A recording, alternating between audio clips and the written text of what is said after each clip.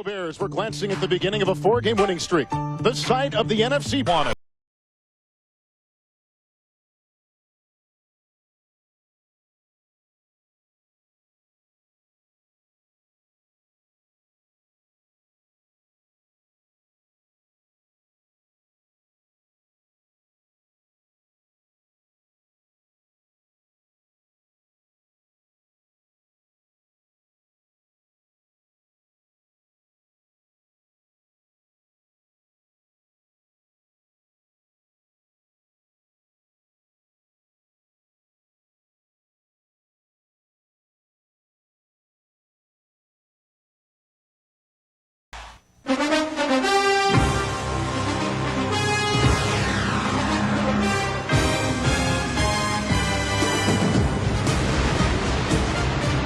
It's the end of a 61-year relationship between the city of Milwaukee and the Green Bay Packers. But the hopes for these two teams here today are still alive. Looking for the playoffs. Atlanta at the bottom of the picture, 6-8. Green Bay 7-7. Thinking NFC playoffs. And hello again, everybody. My name is Joe Buck, along with my partner, Tim Green. Now, Tim, the Green Bay Packers are coming together. The Atlanta Falcons seem to be falling apart. The Green Bay Packers are coming off a fantastic game last weekend against Chicago. Yeah, and the key for the Packers is Brett Favre. He's the hottest quarterback in the NFL right now, and he's 9-1 in cold weather games. Also, the Packers are going to have a chance today to take advantage of something that's hurt them in recent weeks. A big wide receiver in Sterling Sharp faced up against a smaller cornerback in Darnell Walker. Now, as hot as Brett Favre is now, Jeff George was maybe even hotter at the beginning of the season. What's gone on since then? Well, the Falcons' offense, no question, has been erratic. However, today, they have the tactical advantage of the 4 wide receiver run and shoot against an injury-depleted Green Bay secondary. Now, the Packers' defense is going to try to counterpunch with a heavy pass rush. And as Mike Holmgren said, his defense has to remind the Atlanta Falcons this is a football game, not a basketball game. They've got to sting the receivers in the secondary, and they've got to put Jeff George on his back. We'll try to remain upright here this afternoon, but we're ready for football. We battle in the cold. The Falcons and the Packers will return to County Stadium after this word from your local Fox station. Hell yeah! Hell. You're watching Fox NFL Sunday. There's your weather in the city of Milwaukee today. 33 degrees with the wind chill 15 degrees. Clear and cold, but I'll tell you what, mid-December in Milwaukee, it could be much worse. And these fans here in the city of Milwaukee getting their last chance at County Stadium or in the city limits of Milwaukee to get a look at the Green Bay Packers. Their final game, 61-year relationship, comes to a close here this afternoon. Green Bay ready to kick it away. Atlanta won the toss. They receive. And Chris Jackie getting ready to kick it for Green Bay. Clarence Verdun along with Eric Pegram back deep for Atlanta. This is Pegram back from just inside his 15. Looking to bounce outside, and he's forced out of bounds at the 30-yard line by Mike Pryor. Jeff George leads the run and shoot out onto the field, the quarterback for the Atlanta Falcons in his first year in Atlanta. Former Colt. He's protected by an offensive line with Roman Fortin in the middle. Very good right tackle, Bob Whitfield, one of the best in the business. The running back, Craig Hayward. The wideouts, 4 of them. Rison, Mathis, Sanders, and Burt Emanuel, the rookie.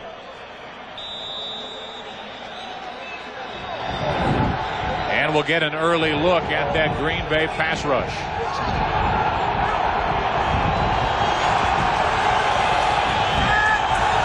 That's Mathis in motion. And the first play is a handoff to Hayward. A quick hitter over the right side. Not much. Don Davey was there for Green Bay along with George Kuntz. Up front, this will be the lineup you will see most of the day with Jones, Yurkovich, Reggie White, and Bryce Popp. The linebackers, Kuntz and Wayne Simmons. And the secondary, we'll see 5 back there, 6 as well with Harris, Evans, Teague, Butler, and Terrell Buckley. The secondary for Green Bay will be tested, to say the least, here this afternoon by Jeff George and the Falcons. George's first throw of the day, incomplete. Mathis, the intended receiver, and the Falcons are left with a 3rd and long. Well, the Falcons today want to try to take advantage of bad matchups. That means wide receivers being covered by safeties in the secondary. Guys who normally, when they're in man-to-man coverage, are covering bigger, slower guys like tight ends or running backs. Mathis was lined up on a linebacker that time. Good coverage, incomplete, and now a 3rd and 8. 6 defensive backs into the game for the Packers. Out of the shotgun. George can't find anyone. That is tipped and incomplete. George had plenty of time, but just great coverage downfield. Sean Jones got a hand on the throw, and there is a good stand defensively. The start of the game for the Packer defense. Well, the Packers defense in recent weeks, when they were having problems, had problems because their defense couldn't get off the field. Last week they shut down the Bears. They had 3 and out. It's 3 and out for the start of this game, and that is going to be the difference in this ball game. Alexander getting ready to punt it away for Atlanta. Poor punt into the wind. It takes a poor Atlanta bounce, and Green Bay will have outstanding field position outside their own 45-yard line after just a 22-yard punt by Harold Alexander. Brett Favre, as Tim told you, one of, if not the hottest quarterback in the National Football League. Look at the touchdowns. That's 3rd in the NFL. Interceptions are down this year, protected by this offensive front. Joe Sims a bit banged up at right tackle. Running backs Cobb and Bennett. The wide receivers Sharp and Brooks. And the tight end is Mark Chimura. Ed West, regular starter, is out. Favre hands to Cobb. A little cutback, and he gets it out to midfield. Pickup of 3 on the play and brought down by Mel Agee. Well, the Packers had that big running game. They got it going last week against the Chicago Bears. They're going to come out today and try to run the ball against the Falcons, but if they can't, they're going to go to the pass game. You get a look at the defensive front. Mel Agee getting a start in place of Pierce Holt. The linebackers Matthews, Tuggle, and Tippins. And the secondary, Johnson, Ross, and Case, with the other corner being Darnell Walker. An undersized cornerback. Favre to throw, and wide open is Sharp. First down inside the 40. And there's Sharp working on Darnell Walker. Yeah, well, there wasn't much to the physical outmatchedness of Sharp being on Walker on that play. Sharp just gets himself wide open in the soft spot of the secondary. You'll see him here right between 2 defenders. So you see Walker giving him a cushion, getting some help underneath from Kevin Ross. They're going to have to get tighter on Sharp if they're going to shut him down. Pickup of 14 on the play. And on first down, Bennett doesn't find much. Stopped by the heart of the Atlanta defense. It's been said many times, why not say it again? Brett Favre plays his best when he is up against it. And the Packers cannot afford another loss. They have to win their final 2 games to even stay alive in the playoff picture. Edgar Bennett in the backfield on second down. 2nd and 8, and Favre to put it up. Now he'll run.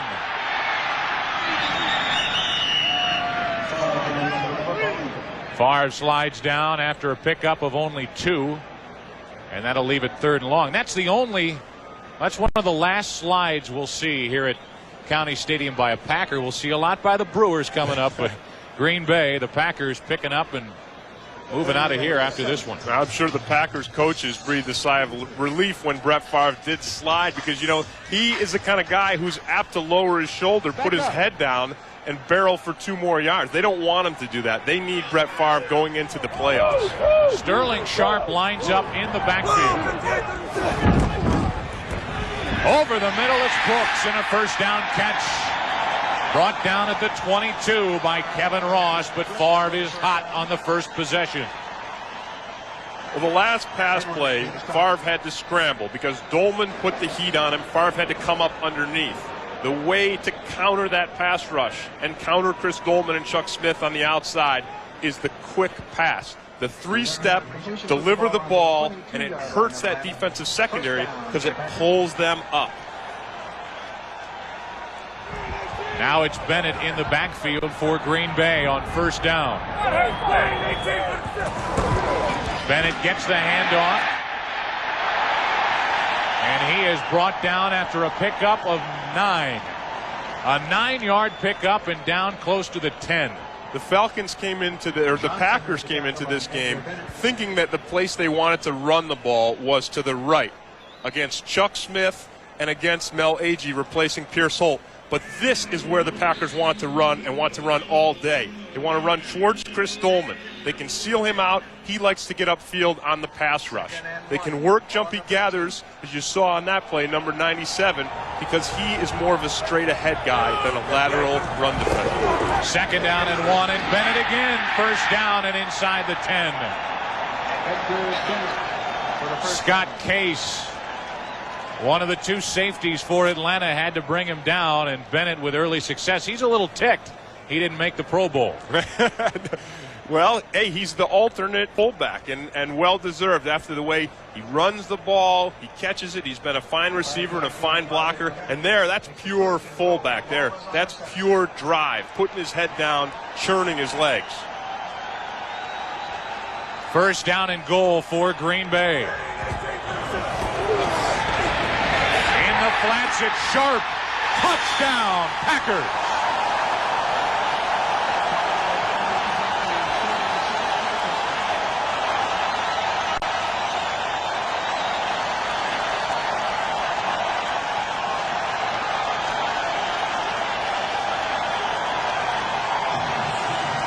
Well, that was easy enough for Green Bay. 8 plays, 53 yards, 4.5 minutes. And they put the ball in the end zone with the extra point coming from Jackie. That's Sharp's 15th touchdown of the year. That's his career high, and he keeps on adding to it. And Jackie tacks on the extra point. The Packers touch the ball for the first time, and the drive concludes. Sterling Sharp in for 6. The city of Milwaukee. And season greetings to all of you checking us out here on Fox. Sterling Sharp, a couple of catches on the opening possession, including the touchdown catch. Jackie kicks it away, and this is Verdun from his 20. Good return by Clarence Verdun out across the 35, and another look at the touchdown to Sterling Sharp. Well, we talked about Sharp's strength, and you see it here. D.J. Johnson has a shot at him. He goes for the tackle. Sharp runs through him like a fullback. Well, we talked about tackling Sterling Sharp. Here's what's wrong. 2 things. D.J. Johnson keeps his arms in instead of wrapping them around, and he doesn't get his head across the front of Sterling Sharp to stop his momentum and put him down before he can get into the end zone. Green Bay leading 7-0. Second possession for Atlanta. George should throw. Over the middle, he guns it, and he finds Terrence Mathis. Terrence Mathis has had a fantastic season. We got a flag down on the far side of the field, and Jeff George is also down and hurt. Yeah, whatever happens with this play, and even though it was a good completion, it's a win for the Green Bay Packers because Bryce Pop put the hit on Jeff George. And we talked about stinging him, and you don't want to knock him out of the game, but you want to let him know that you're there. And watch Pop coming in from the left-hand side. This is not a cheap shot. George delivers, Pop hits him, and puts him down. Now, you don't want to hurt the guy, injure him to knock him out of the game, but you want to remind him that he is going to have to deal with a pass rush all day long. And George is really hurting. Checking out his left arm, and Bobby Hebert getting ready. He came in a game in Los Angeles and helped the Falcons beat the Rams earlier this year. But this is an offense that is predicated on the strength of Jeff George's throwing arm. It is, and penalties decline. First down. Terrell Buckley guilty of a hold. It'll be a first down, but more importantly for Atlanta, they check the health of Jeff George. Yeah, and the way he came down, Joe, makes you think that he got his arm caught up underneath him as he fell. We'll give you another look. Jeff George now standing. Here's the hit that put him on his knees. Well, they were able to get Jeff George off the field, but he is in some pain. Checking out his left hand or his left wrist. Right now it's Bobby Hebert at quarterback. First down Atlanta. Inside Packer territory. Hayward. Nice yards. He got 6. Brought down by George Kuntz. Bobby Hebert. 22 out of 40 for the season. A touchdown, 4 interceptions. You played with this guy. He commands a lot of respect. Yeah. Players love him. They love him for his toughness. I mean, he's a good person, but they love Bobby Hebert in there because he's a leader. He's tough. And what he lacks in being sharp because of a lack of reps in practice, he'll make up for in determination. Getting ready to cart George off the field as Hebert takes the snap and gets ready to throw. Rising. A first down catch, but a flag in the secondary. There's a flag down in the secondary back around the 38. And there goes Jeff George.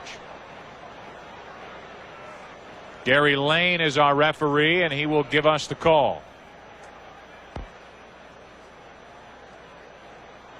And this will likely be declined. It was good enough for a first down. The catch by Rising. Illegal use of the hands to the face on the defense. Number 27. Penalties declined. First down. Again, it's Terrell Buckley, his second penalty of the afternoon. Oh, well, Buckley was over there having it out with Burt Emanuel, the Falcon rookie wide receiver. And a lot of times when you get a rookie out there, he may say something to an older guy who's had some problems, and the older guy wants to welcome him to the league. But you can't do it by putting your hands in their face. Hayward, the lone setback. Hebert to throw, trying to set up a screen, and Hayward couldn't find it. Heavy rush, and by the time Hayward turned around, the ball had already hit him. Yeah, and what the Packers defense is doing, Fritz Schirmer is pulling one out of his sleeve. He's got 3 defensive linemen on the line. He's got 3 linebackers stacked behind him, okay? And the Falcons don't know which ones are coming, which ones are dropping into coverage. This time, Fritz Schirmer sends them all. He sends all 6 guys, and there's not enough Falcon blockers to take care of them. Second down and 10.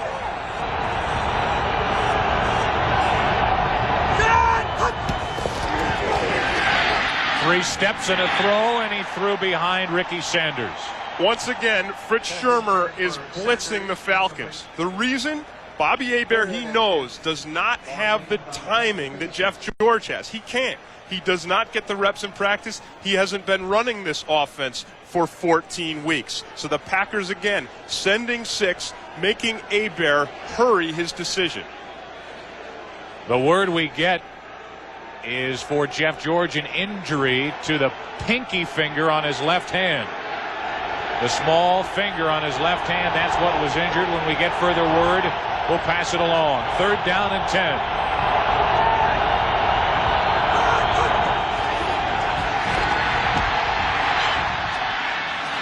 Caught by Mathis and good for a first down. Covered by Mike Pryor, heavy coverage, but Mathis was good for 12 and a first down. What a season Terrence Mathis is having. Second in the NFL in receptions to Chris Carter. Well, part of the Falcons' method for shutting down Reggie White, right there. 2 guys, Zandowski and Fortin. 2 big 300-pounders trying to make a Reggie sandwich. Takes more than 2 hands to handle that. First down for Atlanta. Green Bay out in front, 7-0.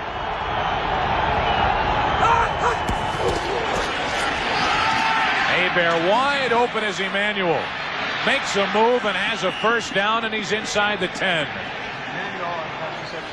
He was all alone. Joe Buck Fritz Shurmur has got to go back to putting the heat on Bobby Hebert. If he allows Bobby Hebert that extra second, that extra 2 seconds to think and find the open receiver, Bobby Hebert will do it, and he will move this offense down the field. It's a lot like what you see with Dave Craig in Detroit, these veteran quarterbacks that are able to see the field, find their second, third, fourth options. Heck, Emmanuel, there was no one around him. First and goal. And it looked like the nose tackle, Don Davey, was a little anxious. Yeah, Hebert gets a cheap one on the butcher. Encroachment, defense. Number 99, prior to the snap, 5-yard penalty, still first down. Let me explain this butcher business. Now, you got 2 inside guys, Davey and Yurkovich, and they're like the small town guys, the butcher and the baker. Everybody needs them. They're a big part of the community, but they don't get a lot of thanks. All the butcher gets is some blood on his apron. Still first and goal. From the 5-yard line, Hebert hands to Hayward. And that big body rumbles for 3. Don Davey there to bring him down. Boy, what a weapon to have an Ironhead Hayward down first and goal. A great short yardage guy. Now look at Pop. He is the swing guy. You've got 3 linemen, and Pop is going to come out. He can fill here. He can fill there. Pop is really playing like a 4th lineman. You see it here? Now he comes right back to where he was. So that's the Packers' solution to shutting down Ironhead Hayward. Make them guess. Make them run the ball, and they have to try to guess and run it away from Pop. Second down and goal. Hebert looking for help. It's batted in the air, and it drops incomplete. Big pressure by Reggie White. 3rd and 2. Well, you can keep him out only so long, but sooner or later, Reggie White is going to bust loose. And you see Hebert hesitates. He doesn't have time to go to his second receiver. Now, the Falcons keep Reggie White out, which is a tough thing to do. Hebert finds the second receiver and scores a touchdown. This is the difference. That's impact. Talk about impact player. That's impact on that last play. This is the 10th play of the drive. 3rd and goal.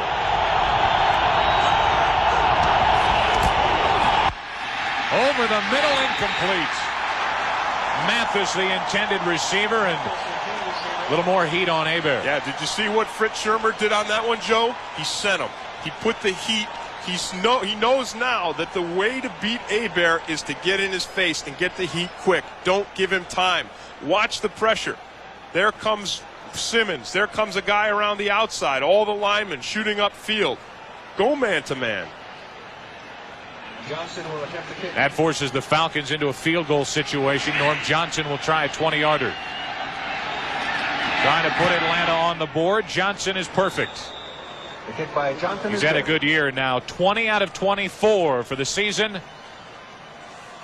Andre Rison thought he was wide open on the previous play. He didn't get the ball, and the Falcons get only 3.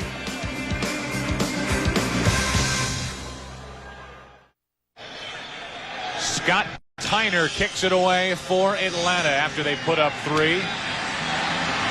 Corey Harris out across the 30, out across the 35-yard line. The first time the Packers won a championship on Wisconsin soil was right here in Milwaukee. The Pack shut out the New York Giants on December 10th, 1939 at State Fair Park. The first shutout in NFL championship history.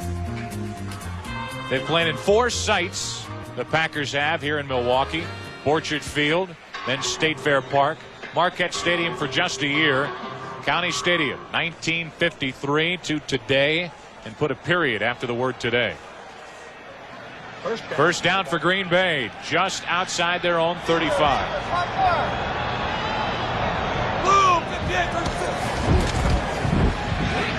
Favre can't set up a screen for one of the wide receivers, Anthony Morgan. It drops incomplete. How about a McDonald's game break and check in on the Bears game? Here's JB. All right, Joe, the Rams are trying to play a part of spoilers against the Bears. Chandler dropping back, looking for Jesse Hester. Pass interference call on John Mangum.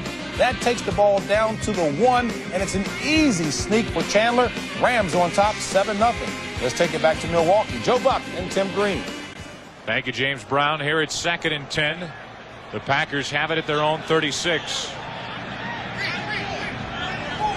Cobb and Bennett shifting around in the backfield. Reggie Cobb. He picked up 3. Reggie Cobb and Edgar Bennett both had big days out of the backfield last weekend at home against Chicago. Well, Holmgren is trying to stay with the run game because they had success on the last series. Now, they're 2nd and 10. You don't think the Packers are going to run. Now it's 3rd and long.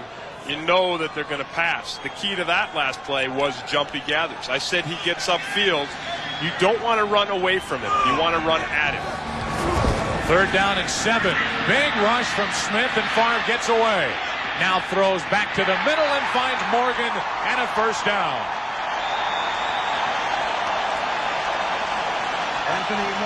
Chuck Smith had him in his sights. Favre slipped away and ends up with a 1st down pass to Morgan. Well, I asked Chuck Smith yesterday, I said, do you prepare any differently when you play against Brett Favre? He said no. Well, he should have prepared differently, because when you play Brett Favre and you're rushing on the outside, you've got to get deeper than you do most quarterbacks.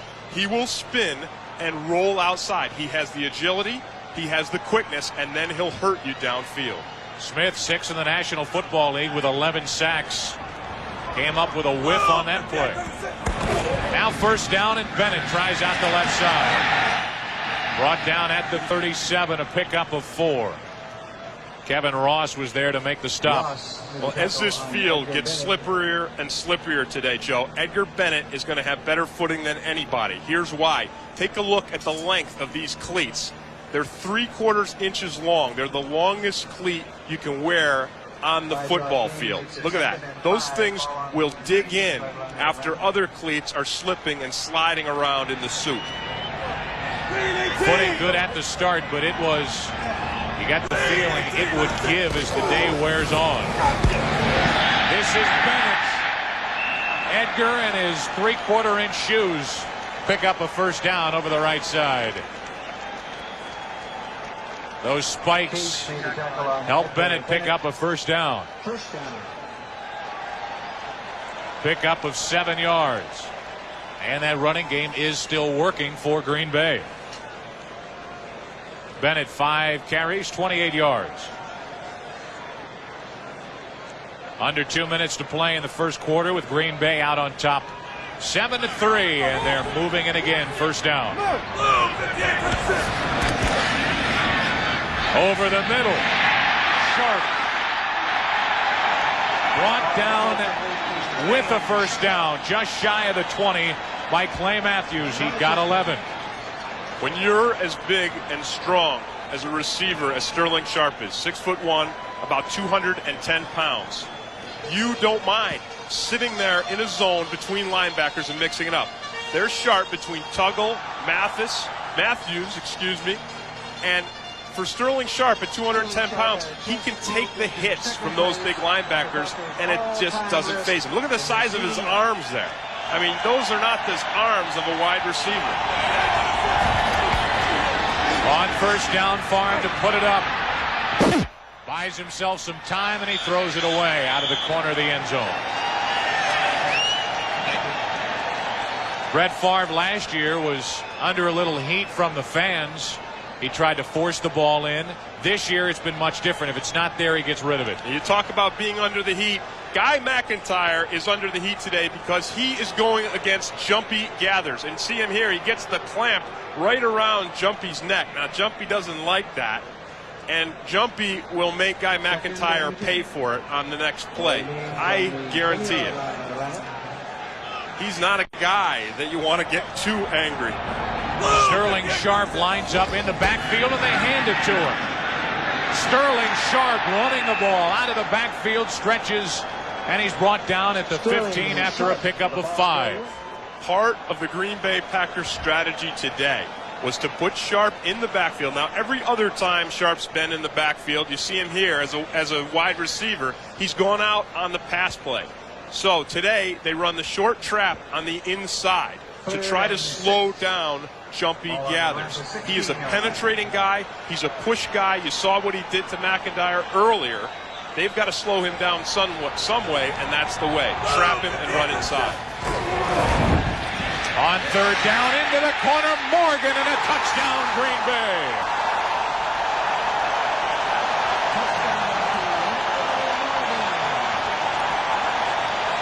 Darnell Walker beaten on the play, and the Packers add to their lead. Well, there's more than one big receiver for the Green Bay Packers. Anthony Morgan, 6'1", 195 pounds. And again, the Packers taking advantage of the thing that has hurt them most in these last few weeks. Big receiver against a small cornerback. Sharp has a touchdown catch. Now it's Morgan, his 4th of the year. First of the day, and Jackie 2 for 2 with the extra points. And the Green Bay Packers add to their lead. Favre was under pressure. He just put it up, and Morgan was standing all alone.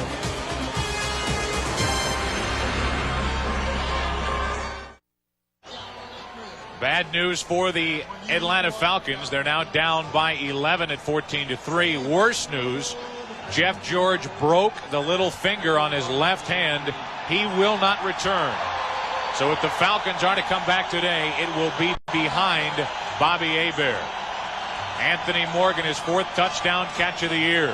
Makes it 14-3. And look at those. Look at those pipes right there. I mean, heck, look at those biceps. There's another receiver. Man, he looks like he's ready for a bodybuilding contest. He's flexing right on cue for you. Yeah. You got a good shot at it. These receivers, Sharp and Morgan, are strong. They're big and they're strong. Jackie will kick off to Verdane and Chris Jackie ready to kick it away with Pegram and Verdane back deep for Atlanta.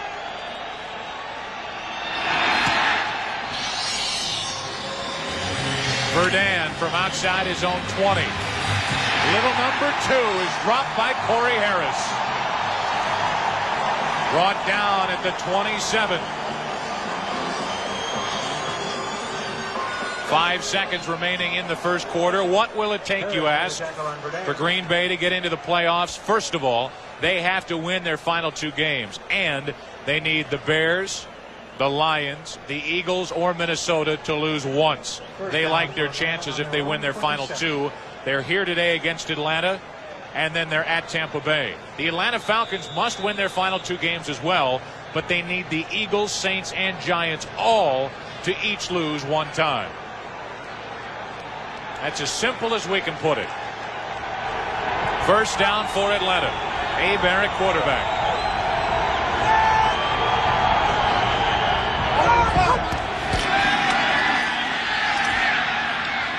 Hebert's throw is caught. And now an official from the back comes flying in and says it was incomplete. They were about to mark the ball, but it's an incomplete pass and a 2nd down and 10 facing Atlanta. That is the end of the first quarter. June Jones pleads his case, but it's an incomplete pass. Our score, Green Bay 14, Atlanta 3. Number 2 coming up.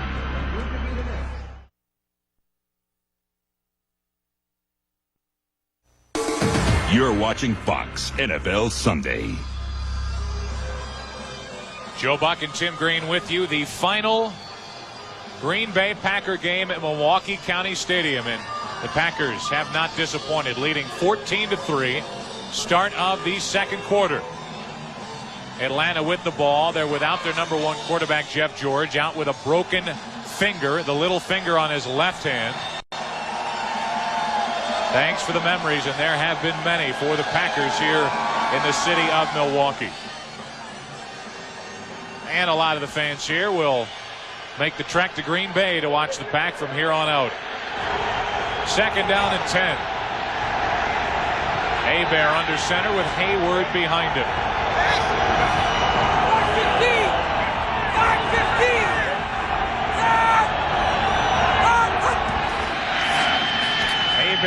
flats. Andre Rison pushed out of bounds. Doug Evans was there to force him out. This is something that the Falcons have got to do more of, and that's get the ball to number 80, that man right there. He can make the difference. You talked about Reggie White being an impact player. He's an impact player on the offense. June Jones needs to call his number more. Andre Rison started out the season 26 catches, 4 touchdowns in the first 2 games. Last 12 games, he's averaging 4 catches a game. So his production has dropped off. 3rd down and 4. Hebert finds Rison again. Good move, and he's forced out of bounds at the 45-yard line. Well, I said you got to call Rison's number, and that's exactly what June Jones did. Look at this. Doug Evans, one-on-one on Andre Rison. Almost no one can cover him one-on-one except his ex-teammate Deion Sanders. Then, after the catch, that's why Rison is Rison. That makes him dangerous. 5 more yards after he catches the ball. You want to shut Andre Rison down? You put 2 men on it. That was good for 12 yards and good for another 1,000-yard season.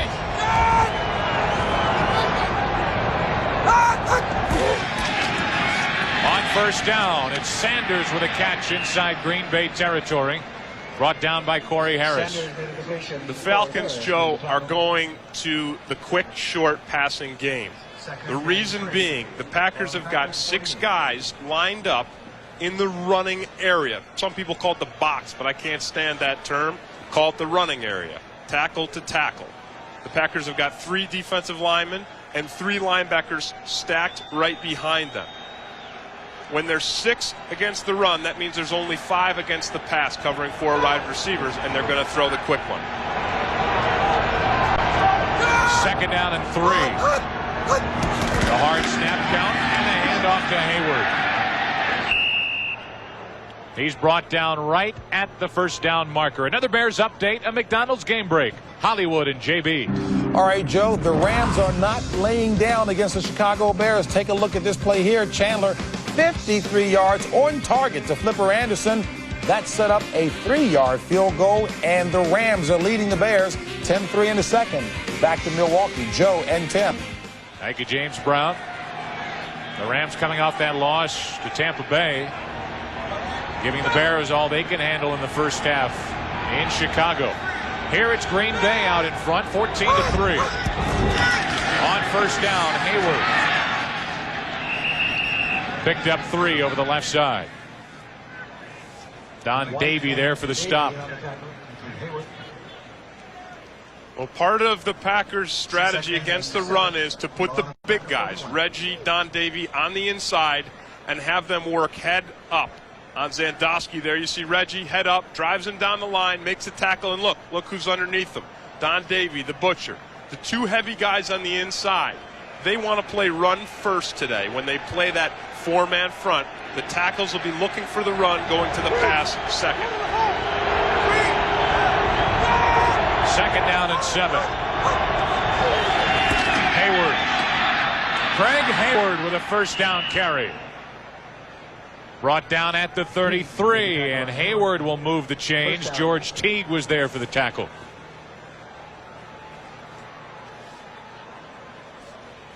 Hayward takes the false step to the right to draw Davey, draw Reggie White, then cuts it back. When he gets into the secondary, that is where he is the most dangerous. That's like when the rodeo bull breaks down the fence and gets into the crowd. You don't want people in the crowd trying to take care of the bull. You want the rodeo people inside the ring. 6 carries, 25 yards for Ironhead. 1st down for Atlanta. Hebert trying to march him down the field, incomplete. And Rison will get the flag he's looking for.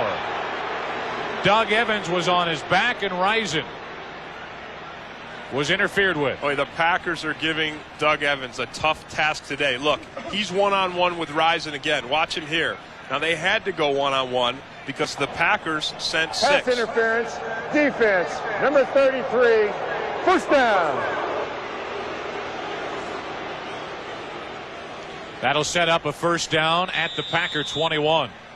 And Bobby Hebert is indeed marching the Falcons right down the field. Well, the reason on that play it was successful, it wasn't a completion, but they drew the foul, was because the Packers sent 6, but the Falcons picked him up and gave Hebert that extra half of a second. First down for the Falcons.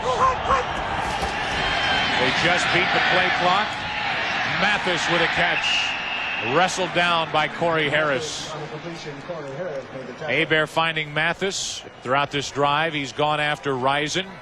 Both Mathis and Risen are over the 1,000-yard mark in receiving yards. First time that's ever happened for Atlanta. Well, you see here on this play, Hebert changes the play. He changes it to the pass play because he sees that there are 4 defensive linemen, 2 linebackers defending the run. And if the play is a run and there's 6 guys in that run zone, Hebert checks it to a pass. Second down and 6. Hayward lost the football. A flag on the play, and the Packers recover. Sean Jones falls on top, but a flag on the play. Hayward with the fumble. His 5th fumble of the year. The penalty against Atlanta, and Green Bay takes over. The 5th fumble of the season for Craig Ironhead Hayward. It was a good drive until Ironhead dropped the ball. Green Bay takes over. They lead 14-3.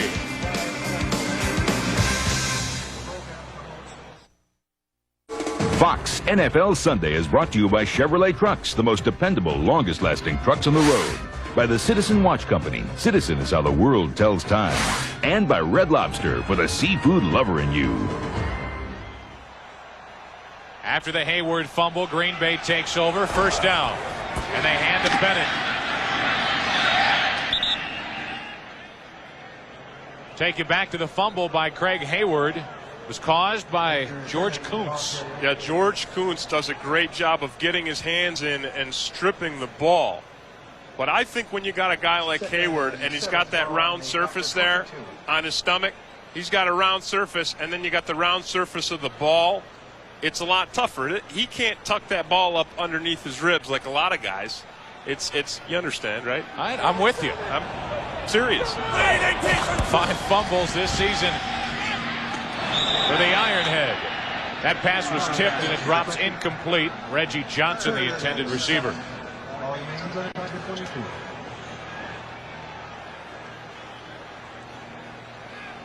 Brett Favre with 2 touchdown passes here this afternoon. 6 out of 9 for 77 yards. And we've done Packer games in the past. He can go hot and cold. Well, he has started out hot. Very pleasant day in Milwaukee. He would not classify this as a bad weather game at all.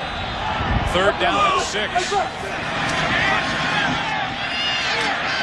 Sharp was wide open. He had the entire side of the field to himself, and he dropped it. That was a first down and much more if he hangs on. You don't see that very often. Well, sometimes when your team jumps out to an 11-point lead early in the game and things start to look easy, guys start to relax a little too much. And that's what happened on that play. Sterling Sharp's feeling good, feeling confident. So is Favre. This guy's got to buckle down and tighten it up. Hendrick back to punt it away for Green Bay with Clarence Verdun deep.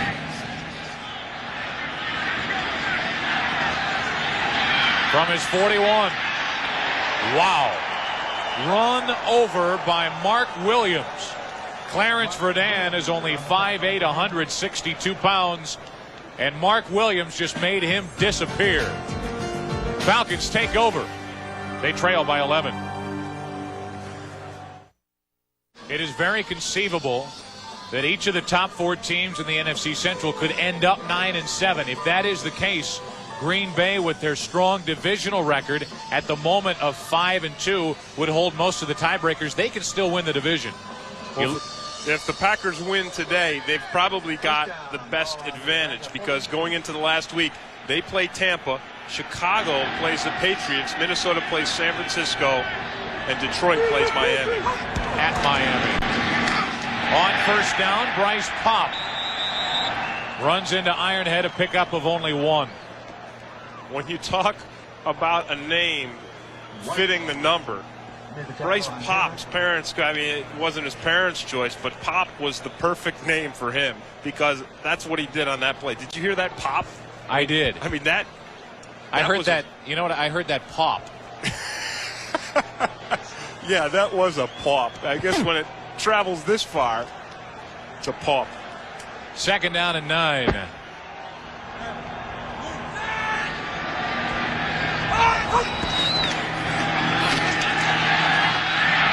Hebert airs it out. Rison is all alone. Out of bounds at the 25-yard line, and a breakdown in the coverage. Doug Evans left Rison all by himself. Well, again, Evans, there's no way he should be one-on-one on Rison here. He's got to have help. There's got to be 2 guys on him. And the mix-up there is Evans thinks he's got to go inside, but he's got help inside. Evans has to stay outside. Use your safety to help you on the inside. 34-yard completion. And on first down, Hayward runs into Simmons.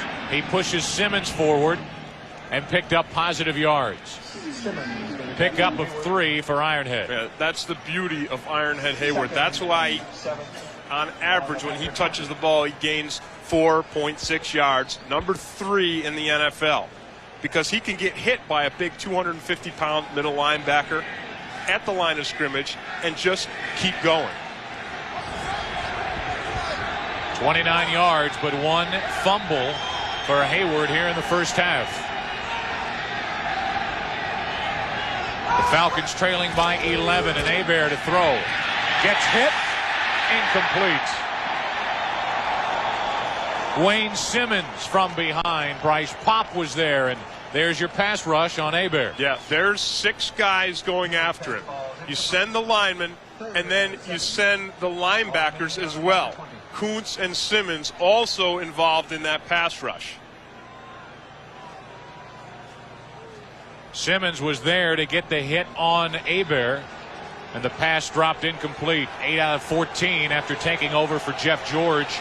He left in the first quarter with a broken little finger on his left hand.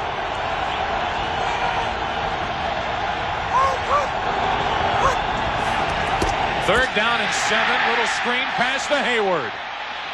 He has blocking. Hayward is down inside the 5 and down to the 2. Those were some big bodies running in a pack. You didn't know who was the lineman and who was the running back. Nice change up by the Falcons. Let the blitz come. Turn it loose. Throw the screen pass. And now those linemen have got to get more separation. They think that they can run in front of Ironhead if they give him a yard. They got to get 3 or 4 yards in front of Big Ironhead. He may be as big as them, but he's a heck of a lot faster. 19-yard completion on the screen pass to Hayward. First and goal from the 2. Hayward. No signal, and now the signal, touchdown Atlanta. Ironhead makes up for the fumble on the last possession and helps punch it in for Atlanta. Yeah, how much do you think a team like the Denver Broncos, a team that's had so many problems on the goal line, would love to have Ironhead Hayward in their backfield? The ultimate short yardage, ultimate goal line weapon. Watch him hit the mass in here and just go through it. Hayward, his 8th touchdown of the year. His 7th via the rush. And the Falcons will try for 2.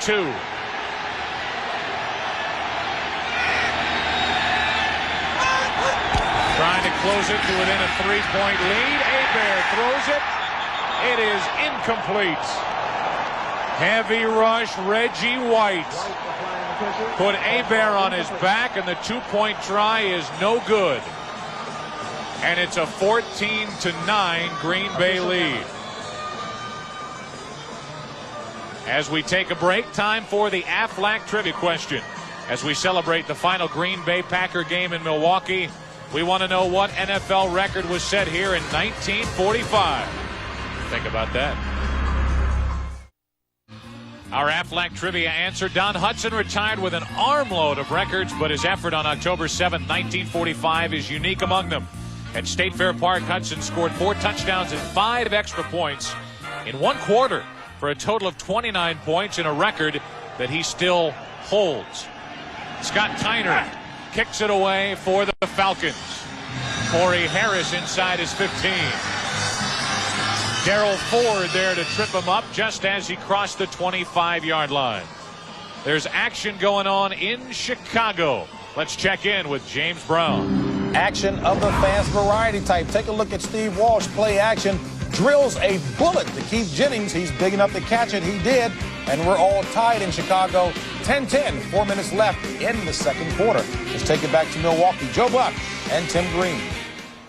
All right, James Brown, thank you. 1st and 10 for Green Bay. They set up at their own 28. Leading by 5 at 14-9. 6.5 minutes left to play in the half.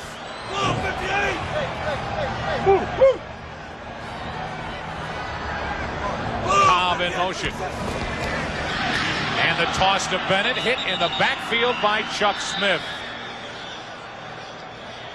What a season he's having.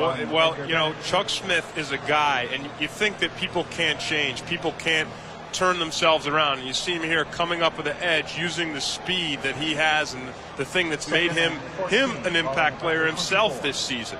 He's turned himself around. He used to be a guy that would have problems with coaches, problems with players. Now he's a guy who works harder than anyone else, and there you see the results. 2nd down and 14 after that play by Smith. Bennett brought down by D.J. Johnson before he could get back to the original line of scrimmage. And the Packers are in neutral on this possession. Well, let's just, not to retract too much, but we got to take a look at Reggie White on that 2-point conversion. That could be one of the big plays of the game.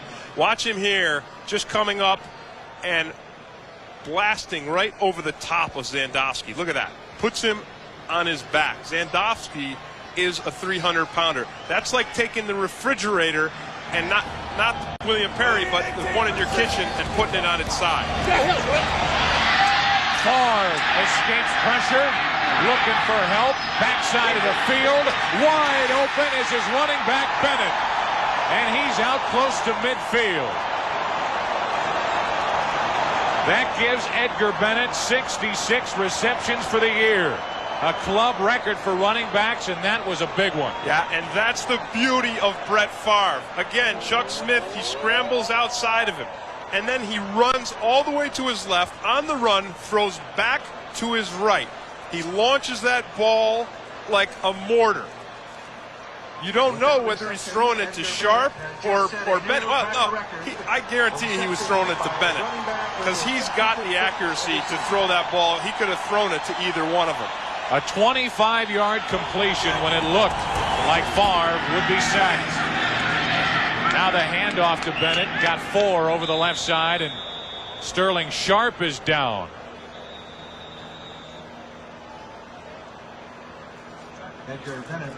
Sterling Sharp down and in obvious pain. Sterling Sharp about to head to his 5th Pro Bowl. That's a bad sign for the Packers. And what happens is he's right here. He gets involved in the block. I mean, he's so big and strong. He gets involved in the run play, and you see him there taking on the defensive back. And boy, he took it right on the numbers. Something is wrong with Sterling Sharp. We hope to have an answer when we return. Fox NFL Sunday is brought to you by Heineken, the #1 selling imported beer. Heineken, just being the best is enough. Brad Edwards laid the hit on Sterling Sharp, and Sterling immediately fell backward, went face down into the turf. Edwards there to check on his well-being. What happened to Sterling Sharp? Well, Edwards saw Sharp coming out and throwing the block on him. Edwards hits him full force, and take a look at Sterling Sharp's head right there. He snaps his head back, and I believe it's probably a stinger. It's probably one of those deals. And you don't know how serious it is, because anytime the neck is involved, you know, it could be awful. I mean, it could be tragic. Hopefully it's not, but that was where the impact was. Brad Edwards hit him helmet to helmet, and Sharp's head popped back. Well, that's great news. He's up on his feet. You saw Andre Rison in there checking on his buddy. Brad Edwards, who laid the hit on him, was down there to check on his well-being, and that's the moment where any rivalry breaks down. When a player gets hit in the head, he's down on his back, motionless. That's when you forget all that other stuff and worry about the human being inside that uniform, and it's great to see Sharp up and walking back to the sideline. Joe, you are absolutely right. There is no worse nightmare than being on the football field, and I don't care if the guy is on your team or the other team. There's no worse feeling than seeing a guy lay there with a neck problem and motionless. It's been a big day for Sharp. He's now second all-time on the Packer list of receiving yards. He's up to 7,998. He just passed Hall of Famer Don Hudson. James Lofton still sitting pretty in first place. Second down and 7, and Favre rolls out. He hits his tight end Shimura. Brought down by Ken Tippins from behind, but not before the Packers pick up a first down. First down for the Packers. Well, we saw Jeff George leave in the first quarter with a broken little finger on his left hand. It looks like Sharp's all right. Yeah, I think that Sharp probably scared him as much as anything. I mean, those stingers hurt, but he probably has never had a stinger before. When you play in the line, you get those things all the time, and they make you go numb, and it's a scary thing. First down for Green Bay. Quick hitch to Brooks. Picks up some extra yards, brought down by Matthews. DJ Johnson hit him first, and a pickup of 5. Johnson made the tackle on Brooks. When you talk about the butcher and the baker for the Packers, here's the guy right here, Mo Gardner, the unsung hero for the Atlanta Falcons. He is an effort guy who just goes nonstop, and you see him there. He's got 2 guys on him. You don't put 2 guys on Mo Gardner, he will get there sooner or later. Second down and 5, and we have a confirmation it was a stinger for Sharp. Favre airs it out, and it drops incomplete. That was up there for the taking. Morgan, the intended receiver, but nobody saw it. Favre was hit when he let that ball go. You may notice that for the Atlanta Falcons, Chris Dolman is not involved in the pass rush. They're working on his foot over on the bench. You see his right foot with his shoe untied. Well, he's had problems with his foot, and then most recently with his leg. So he's had injury problems all season long. Third down and 5.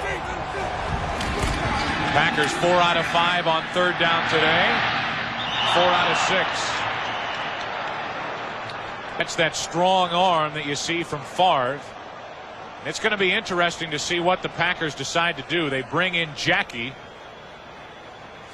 and they'll try a long field goal. Chris Jackie will set up. This will be better than a 50-yarder. He is 1 for 2 with this range this season. His career long is 54 yards. Season long is 50, and this will be 51. This would be a new season long if Jackie can hit it. No good.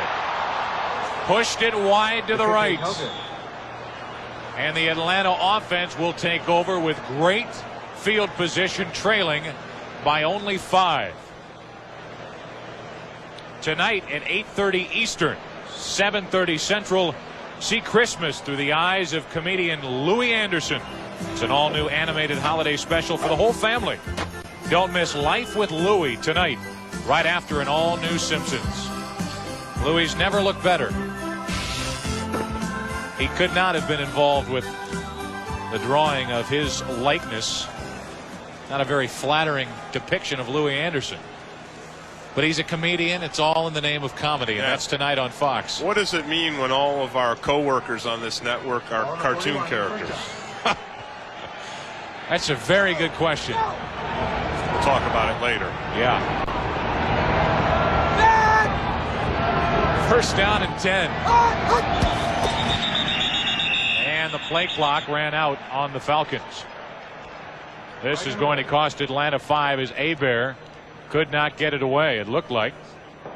Delay, offense, 5-yard penalty, still first down. So 1st and 15 for Atlanta. Yeah, and the indecision in this is created by Mike Pryor. Look at him here. Now there's 5 other guys along the line here. He's coming in and out of the run zone, in and out. There he looks like he's in, so Hebert says maybe I should change it to a pass. Is he going in? Is he going out? Hebert can't decide, and the clock runs out.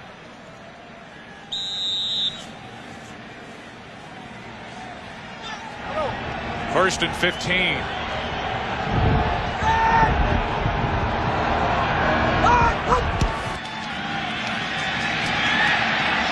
That's batted down.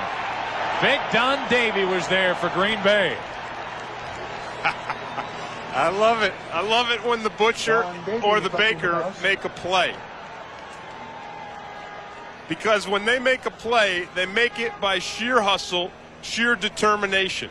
And you see Don Davey there. He was working, pushing, shoving. He didn't get to Hebert, so he did the next best thing. He got that big arm up there and knocked the pass down. Total yards are identical here in the first half, 159 for each team. Green Bay leading by 5 in Atlanta with 2nd down and 15. Sanders ripped out of bounds by Wayne Simmons. The reason why that is such a nice play for Wayne Simmons is not the fact that he threw Sanders down, you know, like a rag doll. It's because Wayne Simmons was right there with Sanders, step for step. Simmons is a big inside linebacker, but he's running in a foot race with Sanders. 3rd and 8. After a pickup of 7, and we're down to the 2-minute warning. The Atlanta Falcons have the ball. They trail Green Bay by 5. 2 minutes left in the first half here in Milwaukee. Well, it's the Green Bay Packers, our town defense. Like we said, in a small town, you've always got your cast of characters. Sean Jones, he's like the banker. He's a money manager in real life, kind of the thinking man on this defensive front. Reggie White, he's the minister. Don Davey, John Yurkovich, the butcher, and the baker, the unsung guys that every town needs. No candlestick maker, though, huh? You couldn't come up with that. Yeah, you got the butcher, the baker, and the minister and the banker. You know, that fills out the town. There's Yurko. 3rd down and 8.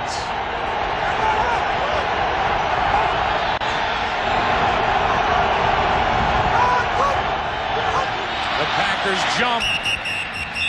And the whistle stop play. Don Davey, the butcher, a little anxious. Yeah, he jumped a little too soon. The officials get together. Gary Lane will give us the call. Encroachment, defense, number 99. Prior to the snap, 5-yard penalty, still 3rd down. I don't know why he just doesn't say encroachment, the butcher. But, you know, he give him time because this is going to stick. I mean, when you get a tough, intense guy like Davey, that's a way to slow him down. You try to trick him. You don't want to go at the butcher head on because he'll slam you. He'll chop you. So you go around the back door and you trick him. 3rd and 3 now.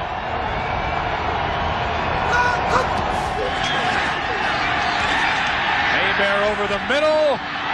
Incomplete, and a great defensive play by Corey Harris. Ricky Sanders, the intended receiver. He had it in his hands, and Harris knocked it away. Yeah, you got to give Harris credit, absolutely. He makes the hit and breaks up the play. Give Sanders credit, too, because Bobby Hebert throws this ball a little behind him. He has to reach back. Look at that. Reach back and just totally open himself up to the big hit. A lot of receivers just let that ball sail by. Harold Alexander Back to punt for Atlanta. Robert Brooks and Mike Pryor back deep for Green Bay. Brooks, one of the better return men in the league. This is Pryor. He'll let it go over his head and into the end zone. Well, Tim, you've dubbed John Yurkovich the Baker, and he liked it. Well, it's been going on for 3 weeks, and some strange things have been happening in the Green Bay area as a result. Signs have been popping up all over the place.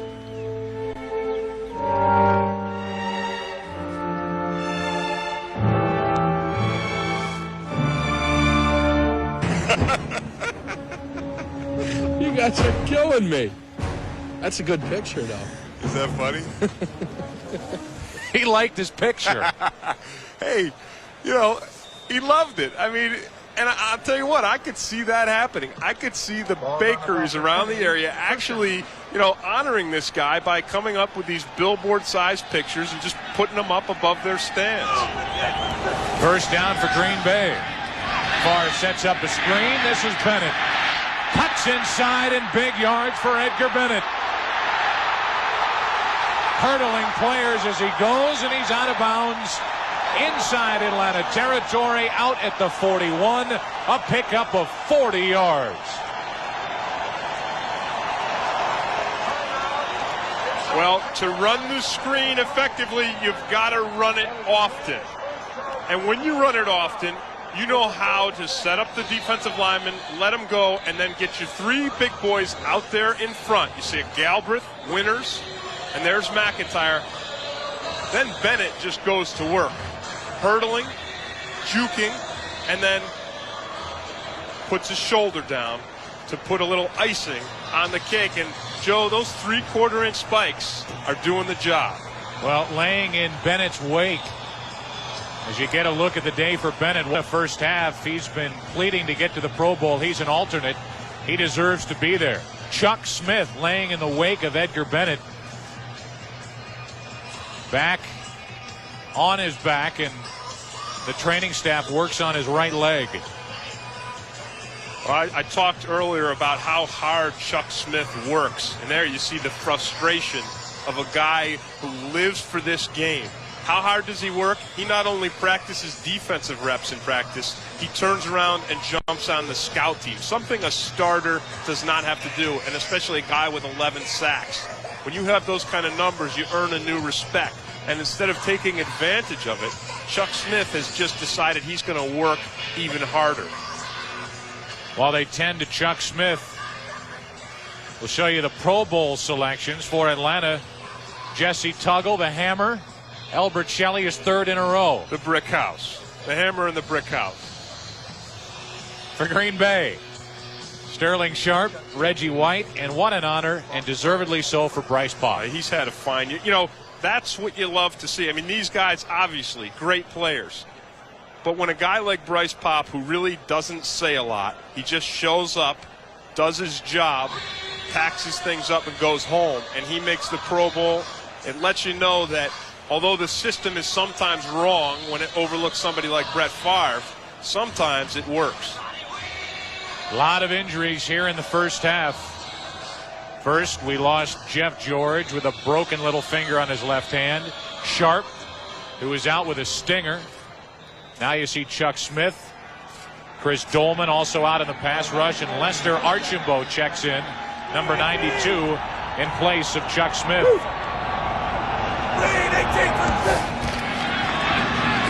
Farr into the flats. There's Bennett again. Out of bounds with another first down. That last play for Bennett, the 40-yard completion on the screen, the longest play of his career. With the injury, he had time to rest up. Now he picks up 10-plus on the next catch. Yeah, and you see most of the Green Bay Packers passes going to the outside. Again, here's just another creative way for Mike Holmgren to take advantage of the mismatch. A big fullback like Bennett being covered by number 45, Darnell Walker. On first down, Favre to put it up. Airs it out. Intercepted by Walker. And back the other way. Darnell Walker out of bounds across the 30 They've been picking on him all first half. Favre went there one time too many. Yeah, he went one too many, Joe, but Jumpy Gathers is the guy that forced that interception. Watch the hit that Brett Favre takes. Here's Gathers. He's got the forklift. He lifts Galbraith up, takes him off his feet, and puts the crunch on Brett Favre.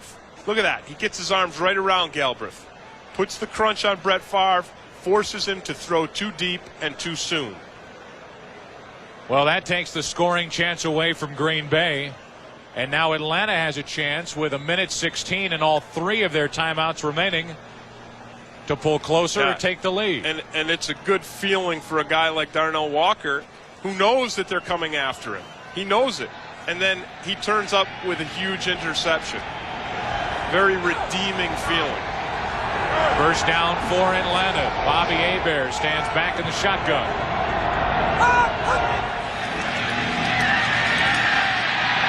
Hebert over the middle. Sanders and a first down catch brought down at the 46. Teague and Butler there for the stop, a pickup of 13. 1 minute left in the first half. Atlanta with 2 timeouts remaining. The throw behind Sanders. Harris and Simmons were there for Green Bay. You know, the Falcons, Joe Buck, should be the best 2-minute offense in the NFL because they're always in the 2-minute offense. They've always got 4 wide receivers and 1 running back. That's their standard set, and that's what you do when you want to stretch the field and move it down fast. 2nd and 10. Second down and 10. 2 timeouts remaining for Atlanta. 48 seconds left in the first half.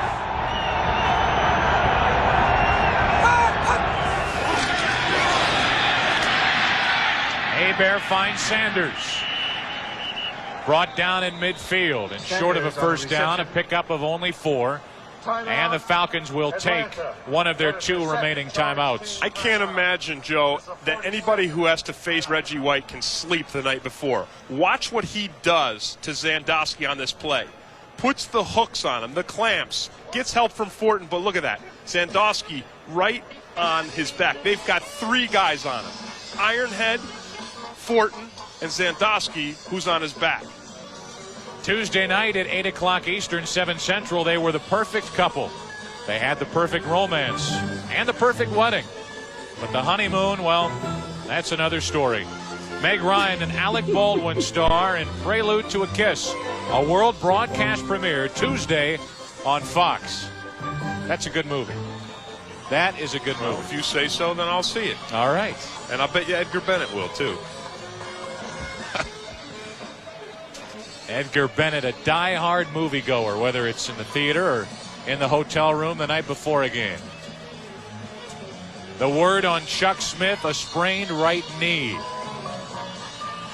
For Chris Dolman, a sprained right ankle. For Jeff George, a broken little finger on his left hand. A costly first half for the Falcons. Yeah, the only thing worse that could happen to the Falcons is to lose Rison. 3rd down and 6 for Atlanta.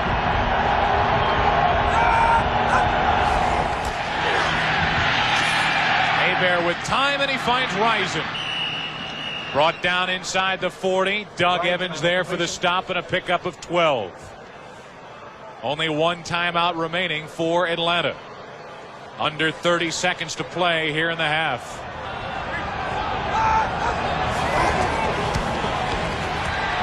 Hebert airs it out.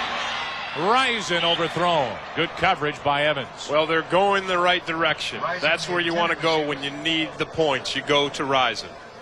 Folks, coming up on the Dockers Halftime, James and Terry will have all of today's scores and highlights from around the league. Plus, we'll look at another edition of Sweet Feet. Highlights the NFL's most explosive and elusive running plays, all coming up next on the Dockers Halftime. You know, Joe Buck, the Falcons need to take more advantage of Andre Rison. They need to move him into the slot position or motion him. Now, I know that's not part of the run and shoot offense, but when you leave him out there on the side all the time, he's got to contend with the sideline, and teams can double him up a lot easier. Second down. That pass knocked down by Reggie White. Don Davey was there as well. And Reggie just standing with his hands on his hips. He almost had an interception. Well, when you're busting up in the line of scrimmage against the big bodies, you usually don't have time to get the hands up quick and pull the ball down. When you're the size of a billboard, you don't always have to get your hands up. You can just be there, and the ball runs into you and bounces off. The Falcons do need yards to get within Norm Johnson's field goal range. They'd like to get it down to the 30. The ball is resting just shy of the 38. And now the officials will talk something over. 12 seconds left. Only one timeout remaining for Atlanta. Norm Johnson's career long is 54 yards. His season long is 50. Right now you're talking about a 56-yarder. They need yards. Well, see what I mean up top there, Joe, with Andre Rison? They can roll two guys and cover him, and he's limited as to where he can go. The sideline's too close. Third down and 10. Hebert under pressure, throws. Intercepted by Evans. His first of the year. Hang on to that ball, Doug. You're going to want to keep it. And as the Green Bay drive was cut short by an interception, the same can be said for Atlanta. Well, Evans knew he had help on this one. You see him here locked on Rison. Rison's going to break in. Evans is going to stay with him because he knows he's got help from the safety. Right there. Breaks in with Rison. Pulls the ball down. And the big pressure on Hebert forced the overthrow. The interception, now the kneel down. Green Bay will have the lead at half. They will receive the second half kickoff. They need this game to stay alive in the playoff hunt. That's the end of the first half with our score. Green Bay 14, Atlanta 9. Stay tuned for the Dockers halftime after some words from your local Fox station.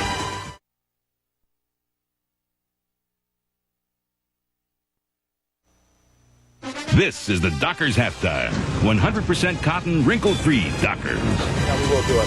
All right, and welcome back to Hollywood. Along with Terry Bradshaw, I'm James Brown. At the half, Green Bay is holding to a 5-point lead. Green Bay 6-1 in the state of Wisconsin, but more specifically, your guy Favre playing well. Brett Favre, when I talked to him this week, I asked him why the turnaround. Last year, 24 interceptions led the league in interceptions to now 30 touchdown passes this year to only 12 interceptions and did make the Pro Bowl. Figure that. And he told me he worked so hard on reading the blitzes, and now he understands what the blocking schemes are, that blitzes no longer scare him, and he doesn't get befuddled. And he understands it. Watch these highlights. Befuddled. Befuddled. That's a Southern term. That's a good one. Very I like Southern. That one. Okay, let's take a look at the highlights. Fans in Milwaukee appreciate the memories. Brett Favre throwing out in the flat. Sterling Sharp, 15th touchdown reception on the year. Nobody in the flat. That's why he's a great receiver, folks. He catches it. He breaks tackles. Touchdown pass 29 for young Favre. There you see Jeff George out with a broken pinky. Come back. Blitz. Just talked about it. Get him, Anthony Morgan, out of Tennessee. Touchdown pass number 30. Haywood fumbled early in the game, comes back, redeems himself. Right now, 30 yards rushing in the first half and a 2-yard touchdown run. See how fast I did that? Befuddled. I like that one. Befuddled. And the Packers right now ahead of the Falcons by 4 in Milwaukee. Okay, in Chicago, the Bears still with a shot for the NFC Central title, holding to a touchdown lead. Hey, Chris George, Terry Bradshaw, hair tonic, menthol flavor. Let it go, JB. Chandler sets up, fires in the corner. There's John Mangum, defensive quarterback, interferes with Jesse Hester. Penalty flag thrown, interference, set up a 1-yard touchdown run by Chandler. Now Steve Ross, get him, babe. Talk to his mama. She's happy about him. Throws a touchdown to Keith Jennings. Bears looking good. Right before the half, Alonzo Spellman gets up. Spellman box.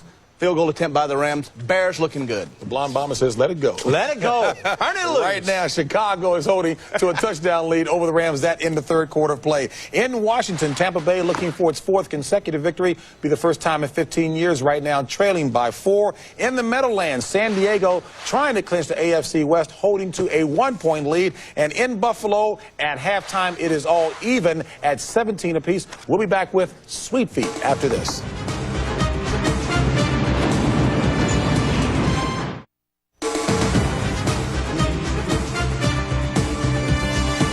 Welcome back to Hollywood, the Doctors Halftime, along with Terry Bradshaw. I'm James Brown. And although you went on to become a quarterback of some note, you do appreciate what the running backs do. Hey, look, you're looking at a guy who used to think that if someone said, do you have athlete's feet, I would say, thanks a lot. I do. Thank you very much. Well, these guys don't have athlete's feet. They have sweet feet.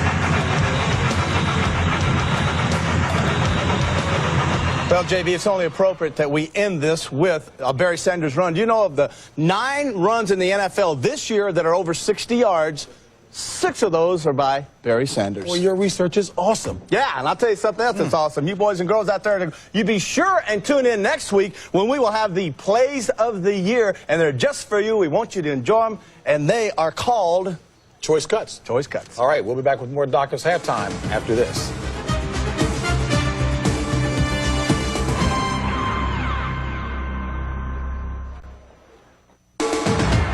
You're watching Fox NFL Sunday.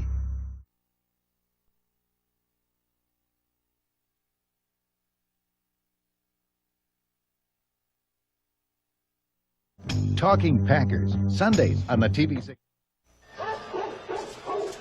Well, as we've told you all afternoon long, this day ends the 61-year relationship between the city of Milwaukee and the Green Bay Packers with regard to the Packers playing a home football game here in Milwaukee. You don't get any better than this. It's, as the sign says, they love the Pack here in Milwaukee, but this will be the last game played in the city of Milwaukee. Now, Randy Casa of West Allis, Wisconsin, which is just down the street, won the worst seat in County Stadium contest. We'll give you a look at where he's sitting. Section 21, row 35, seat 1. The contest was held by WTMJ Radio, and Randy gave the best reason for getting the worst seat. Here is his view of the first half here in Milwaukee. Incidentally, there were 8 lucky runners-up. They each received a pair of great seats for the game. This is Randy Casa. Randy, what'd you think of that first half? Well, it was great what I saw. Now tell us, as we give you the MCI proof positive replays, why don't you help take us through? Now, the first one was to Sterling Sharp. What'd you think of this one? Randy, did you see Sharp catch the ball and then just run over DJ Johnson? Yeah, not very clearly. Well, that was the first of 2 touchdown passes. The second one was to Anthony Morgan. What'd you think of this one? Yeah, never saw it. You never saw the way Morgan took advantage of Darnell Walker, and Favre just got the ball off in time? Never. Morgan was wide open. Did you know that they even scored a touchdown, Randy? Not until about 5 or 10 minutes later. Well, can't you see the scoreboard from there? Didn't you hear the cheer and see the numbers go up? No, you can just see the bottom line of the scoreboard. Randy Casa, here's the way you get a chance to see the game through our words. Would you please be our guest and keep the headset on so we can describe the second half for you? Guys, I'd love to. I'm enjoying the heck out of it. I want to ask you one thing. You're from Milwaukee. What do you think of the Packers leaving? Well, it's disappointing. I understand there's reasons for it, and we're going to miss them dearly, and we wish them the very best, and maybe there's a time in the future they'll be back. Randy Casa, thanks for staying clean with that description, and thanks for joining us. Thanks, guys. Second half kickoff taken by Robert Brooks. The Packers have the ball. A flag comes flying in. Brooks was dropped by Elbert Shelley, who will head to the Pro Bowl as a special teams player. A flag on the kickoff. And we'll check the flag. The officials will spot the ball, and the Packers will have it to start the second half, and this will cost Green Bay some yards. Holding on the return team, number 39. 10-yard penalty from the end of the run. First down. Well, just so you know why you call Elbert Shelley the brick house, it's because he's got about 2, maybe 3% body fat, so he looks like a brick house. That makes sense. Yep. When you see that stomach and those ripples and the cuts and everything like that, that's why the guys call him. Well, he made the tackle, and Chris Dolman is back in. Out with a foot earlier. Now back into the action. Favre hands to Bennett. Brought down by Jesse Tuggle. Give you a look at the halftime statistics. The yardage just about even. Yeah, it is. It's almost dead even, Joe. Big thing here, 2 turnovers to 1 turnover. That's the advantage to Green Bay, and really that's the only reason why there's any point difference in this game thus far. The point difference is Green Bay 14, Atlanta 9. Opening minute of the second half. That's Cobb in motion, and Favre to put it up. Brooks on the near sideline, fights for a first down. He ran right around DJ Johnson and got enough for a first down. Well, no question, DJ Johnson is having his problems today with tackling these receivers. Now, Sharp ran through him, but Brooks is not a run-through guy, and Johnson gets his arms out the way he has to, his head across the way he has to, but Brooks is the quick guy. Good effort for a first down. Favre, his day, 13 out of 20 for 178 yards. Couple of touchdowns and 1 interception just before the half. And Hebert turned around and threw an interception. Favre scrambles and he underthrows Brooks.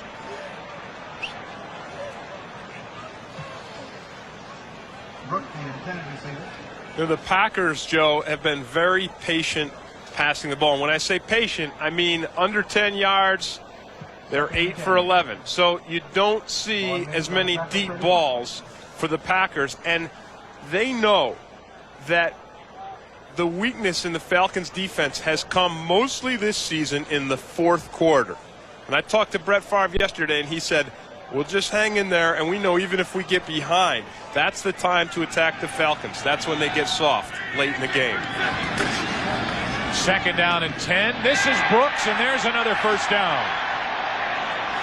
Tuggle throws him back before he could get to midfield, but the ball will be spotted at the 49. An 18-yard pickup and another Green Bay first down. 44-yard day for Brooks. Big day for Brett Favre as well, Tim. He has set career highs in completions, attempts, and yards. He's had a wonderful career. Yeah. He should be in the Pro Bowl. Heck, this guy's only 25 years old. Yeah, you're right. He should be in the Pro Bowl. Favre has thrown for better than 3,400 yards this season. He hands to Bennett. He tries out the right side and finds success. He got 8. Tuggle and Case there. to make the stop. You know, Joe, part of the problem with the new Pro Bowl voting is that the fans can vote. And when fans vote, things like this happen. Now, Young and Marino, they're in the Pro Bowl. Elway and Aikman, they're in the Pro Bowl. Everybody around Brett Favre is in the Pro Bowl. He's the third best quarterback in the National Football League. He's not there because he doesn't have one of these marquee names. That's what happens when the fans get to vote. Second down and 3. Cobb turns the corner and gets a first down. Clay Matthews there for the stop, but Cobb picked up 5 and another first down. Green Bay starting out the second half as they did the first half, marching it right down the field. In the first quarter, Jeff George broke the little finger on his left hand. He has it wrapped up. He's in the turtleneck, but he is out for the rest of the day and likely the rest of the season. First down, Packers. Bennett picked up a couple. You know, the Packers have a good thing going here with Bennett and Cobb. You're not going to get the feature back that's going to go right to the Pro Bowl, but you got two guys that combined are having a fantastic year. Yeah, not only, you know, most of their impact, Joe, has been in the passing game, because this is that, everybody calls it the California offense, and a big feature in that offense is the short passing game to the running backs. So these guys have gained decent yardage on the ground, but their biggest contribution to the offense has been when they catch the ball at 4 or 5 yards and then run for a couple more. Sterling Sharp still not in the lineup for Green Bay. Out with the stinger. Brett Favre will have to use a timeout. They're monitoring Sterling Sharp over on the sideline. They hope he returns. Favre hope he returns. The Green Bay fans hope he returns. Fox NFL Sunday is brought to you by Lexus, maker of the 1995 ES300. Let others follow. By Taco Bell, tacos, burritos, and nachos cross the border. And by Madden NFL 95 from EA Sports. It's in the game.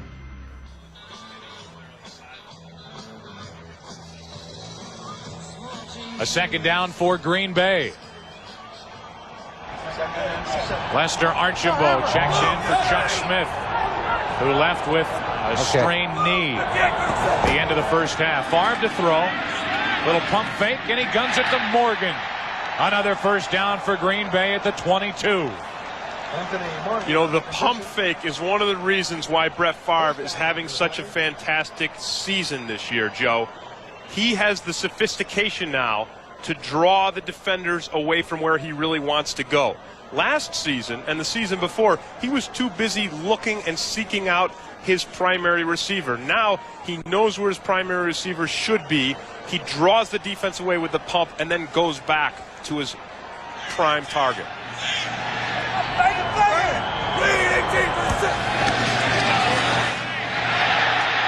Cobb with good yards. A flag on the play. I mean to tell you, Dolman got such a jump off the line for Atlanta. It may be offside. They ran right to the spot he vacated coming upfield. And that's part of the reason why you want to run at Chris Dolman. But they call a hold.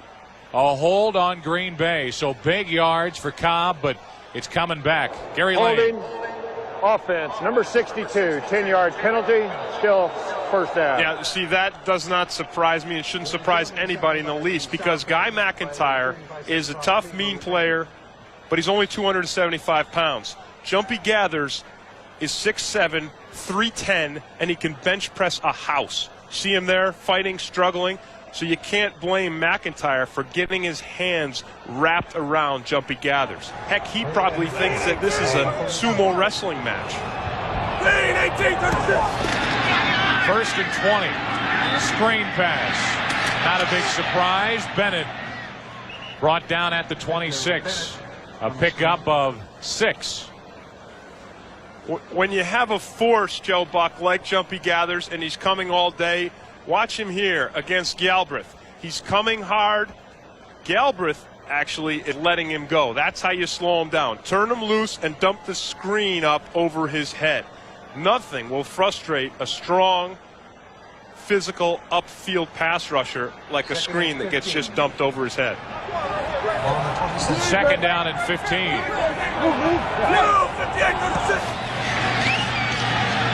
Now to the left side, and Cobb is dropped on a good tackle by DJ Johnson. Well, we've seen DJ Johnson miss 2 critical tackles this game. The first was Sharp in the end zone. The second with Morgan juking him. And now here Johnson gets to show his stuff, just straight on with the runner, gets himself underneath his legs and accelerates. Chalk one up for DJ Johnson. Chuck Smith is checked back into the lineup for Atlanta. He plays on the left end. There's Chuck. Brooks on a quick slant. Brought down by Johnson and Tuggle. Johnson made the tackle on Brooks. A pickup of 7 in time for the field goal unit to try one, as Brooks could get only to the 20. Well, now Johnson is 2-2 right now. He started out 0 for 2, but the last 2 tackles on the receivers he's made, and those were just as important plays as the ones that he gave up. Jackie will try one from 37.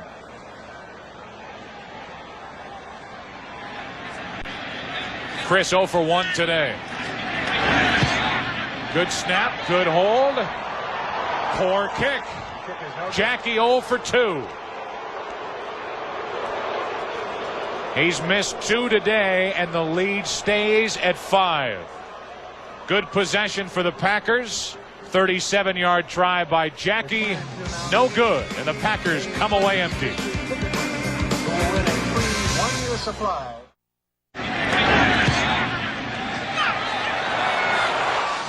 Well, I don't know if you can catch it, but Chris Jackie, a little upset with that effort. He is 0 for 2 today. Just been one of those kinds of days for the kicker, Jackie. The lead is still 5 for Green Bay. Hebert and the Falcons take over. Hayward carries the pile with him, and he's brought down just across the 35, a pickup of 8. Boy, Ironhead just lifted Pop up off of his feet on that play. Pop, the big rangy linebacker, Pro Bowl player, but man, when Hayward hit him low, he just carried him. Looked like Pop got hit by a big wave. Second down and 2. Wave number 34 still in the backfield for the Falcons. Here he comes. And a first down carry. Boy, he is tough to stop short yardage. You know, it's interesting, Tim, we talked to June Jones last night.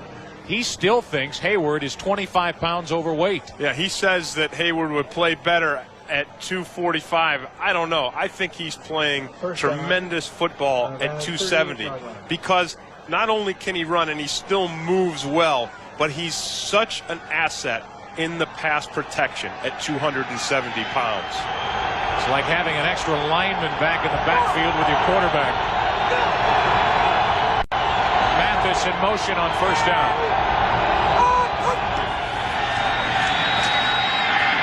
Hebert is hit as he throws, and it's incomplete.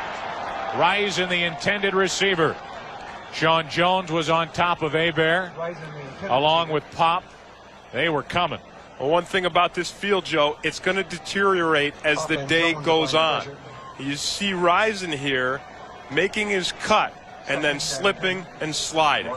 Now, one thing about the Falcons and the run and shoot, when you practice it, when you play it, mostly play it on that artificial turf, and all of a sudden you come to a field that gets a little juicy, it takes away the effectiveness of that offense.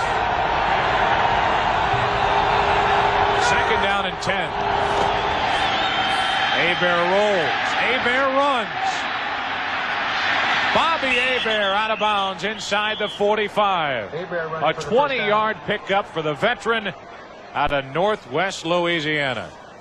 That was a trick play in the run and shoot. Why is it a trick play? Because this is a designed run play. Watch Whitfield invite Pop inside and then seal him off and drive him. Hebert drops back and just rolls. This is a run play. Drop back, roll out and run. Whitfield, invite the block, pop inside, and then seal him off. See there, Whitfield says, come in, and then I'll keep you inside and pin you down. Only their second run this season for the Falcons of 20 or more yards. Hebert gets it. Now hands off to Hayward. A pickup of only one. There's Leroy Butler getting up off Hayward. Butler has been talking about getting in more on run plays. Yeah, well, that's what put him in the Pro Bowl last year, because he was more involved in the run plays, and he was up there, and he is a big hitter. He carries a wallop. You know, wasn't it interesting yesterday, Joe Buck, to talk to Jeff George and hear him, the quarterback, say he thinks that Ironhead needs to get the ball more in the running plays? That's pretty much the consensus. When you talk to Falcon players, they'd like to run the ball more.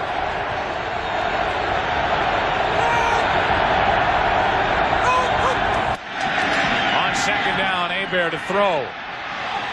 Into the corner and out of bounds. Terrence Mathis, the intended receiver. Doug Evans was all over him, legally. 3rd and 10.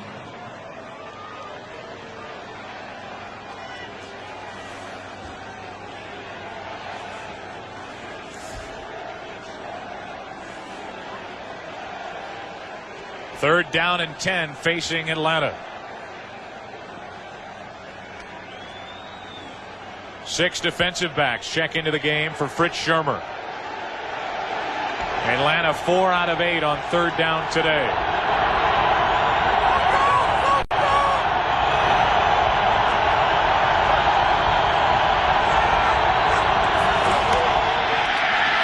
Hebert rushed. He gets rid of it. Emmanuel incomplete.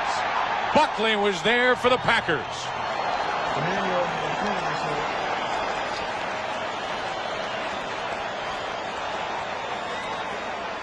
Well, Hebert drops the ball right in there, but Buckley has the perfect coverage. So a guy who's received a lot of criticism over the past weeks really showing his stuff on that, because Emmanuel is a speedster. Buckley was with him step for step, perfect pass coverage.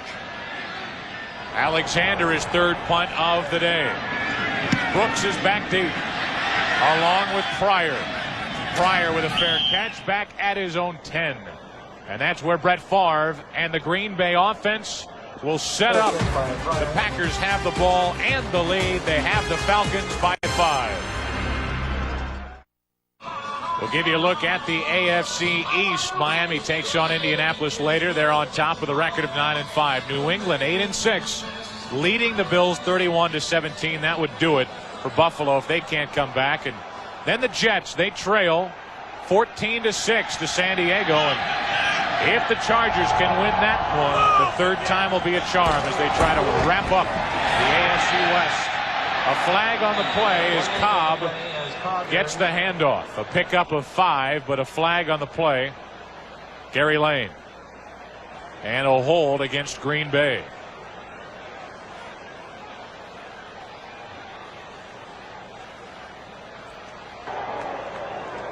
Holding offense, number 76. Half the distance penalty to the goal line, still first down. Joe, the Packers talked about patience in their offense, but they're actually doing it. They're coming out, they're running the ball, they're keeping the short underneath passes. That's patience. They're perfectly willing to work down the field and play ball control, even in a tight 5-point game. That was the 6th penalty of the day against the Packers. Bennett over the middle. First down to the 25-yard line. Green Bay on the move, and there's action in Chicago. Time for a McDonald's game break. Here's James Brown. And Joe, in Chicago, the Bears are trying to capitalize on mistakes. Take a look at Todd Kinchin. Punt return for the Rams.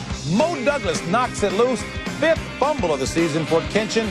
The Bears, it leads to a field goal by Kevin Butler. Bears on top by 10. Back to Milwaukee, Joe and Tim. Thanks, James Brown. That was a 19-yard pickup on the pass to Bennett. No. He's had 6 catches for 100 yards. Not much this time. A pickup of only 1. Gathers made the tackle on Bennett. Jumpy Gathers with the tackle. And did you notice how when Jumpy Gathers makes a tackle, Joe, it's in the backfield? He is a guy that just fires off the ball, gets into his guy, pushes him backwards, or hits a gap and gets upfield. He'll either make the tackle or miss the tackle in the backfield. 2nd down and 9.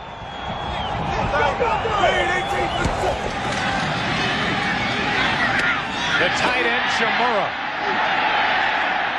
brought down right at the marker. Clay Matthews there trying to strip it. And in the meantime, Shimura carried him right to the 1st down marker. Yeah, how about the extra effort by Shimura? Just wrenching his body, pushing himself forward. And Clay Matthews trying to make a big play and strip the ball. But when he goes for the strip, he loses his concentration on the tackle. And that's why the Packers have got the 1st down right now. You can't fault Clay Matthews. He's a veteran, played for years, Pro Bowl. He knows the way to win games is the big play. So he went for the big play on that, but it was the wrong decision. There's the tight end, Shimura, playing in place of the injured Ed West. 1st down for the Packers.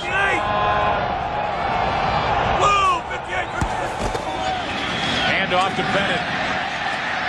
Edgar Bennett across the 40 and a flag on the play. A pickup of 6. Flag came flying in from the secondary. And once again, more running, more short passes. That's patience on offense. And heck, Favre's had a big day, Tim. 20 out of 28 for 251 yards, 2 touchdowns, and 1 pick. Another hold on Green Bay. This will be the 7th penalty marked off against the Pack. Offense, number 82. 10-yard penalty. Remain 1st down.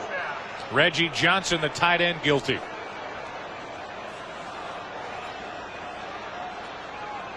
One side note to the day for Brett Favre. He's gone over the 10,000-yard mark for passing in his career. The 4th-year player from Southern Miss. Faced with a 1st and 20. Ron George, a linebacker, replaces Ken Tippins on the defense for Atlanta. Favre looking for help. Finally brought down Jumpy Gathers. Lester Archambault was there also for Atlanta. This is one of the most unorthodox defensive maneuvers I've seen.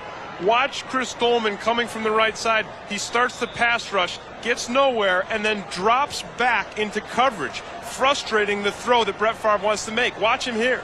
He just pulls back, and Favre has nowhere to go. 1st sack of the game, and it belongs to Gathers. His 8th of the year. Now 2nd and 26. Favre lost the football, and the Packers were able to fall on top. This drive started out well, but now the Packers are in reverse.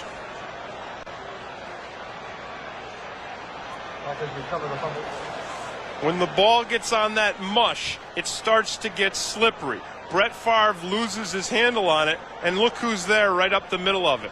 Jumpy Gathers. No surprise. Who saves Favre? His roommate, Frank Winters, is center.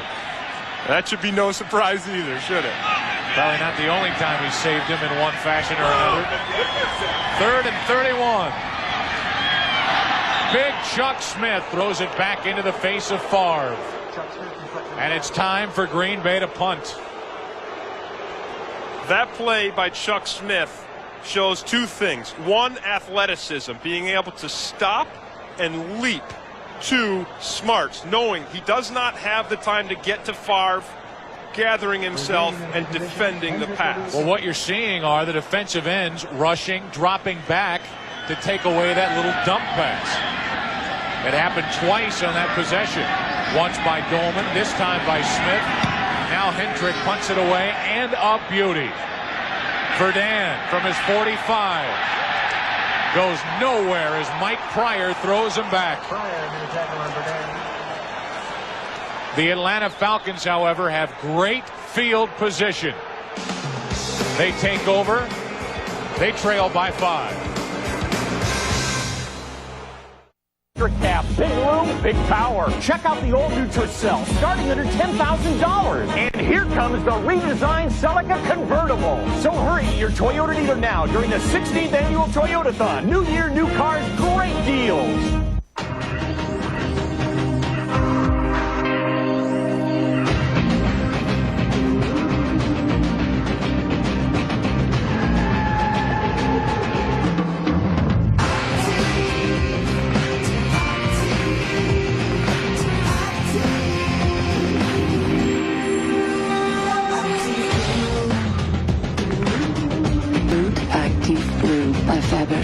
The essence of man. Hey, Remington, shave this.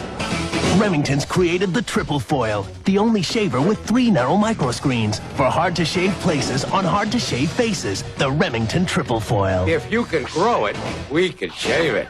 During the holidays, you could really work up an appetite. Luckily, there's Wendy's Big Bacon Classic Combo. Our delicious Big Bacon Classic plus Biggie Fries and a 20-ounce drink. It's some meal. Here goes. I love the holidays.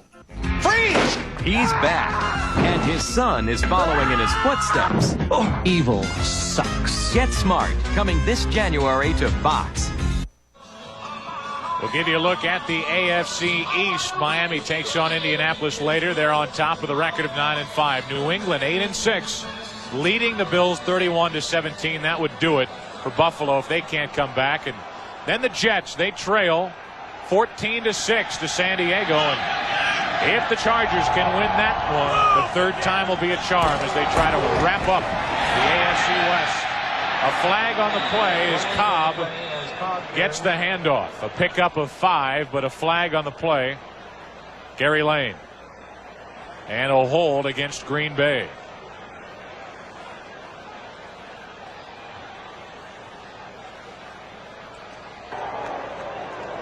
Holding offense, number 76. Half the distance penalty to the goal line, still first down. Joe, the Packers talked about patience in their offense, but they're actually doing it. They're coming out, they're running the ball, they're keeping the short underneath passes. That's patience. They're perfectly willing to work down the field and play ball control, even in a tight 5-point game. That was the 6th penalty of the day against the Packers. Bennett over the middle. First down to the 25-yard line. Green Bay on the move, and there's action in Chicago. Time for a McDonald's game break.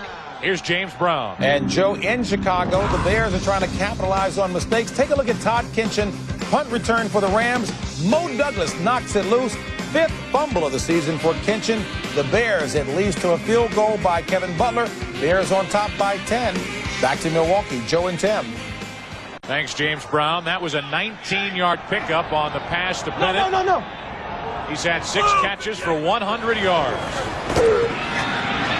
Not much this time. A pickup of only 1. Gathers made the tackle on Bennett. Jumpy Gathers with the tackle. And did you notice how when Jumpy Gathers makes a tackle, Joe, it's in the backfield? He is a guy that just fires off the ball, gets into his guy, pushes him backwards, or hits a gap and gets upfield. He'll either make the tackle or miss the tackle in the backfield. 2nd down and 9.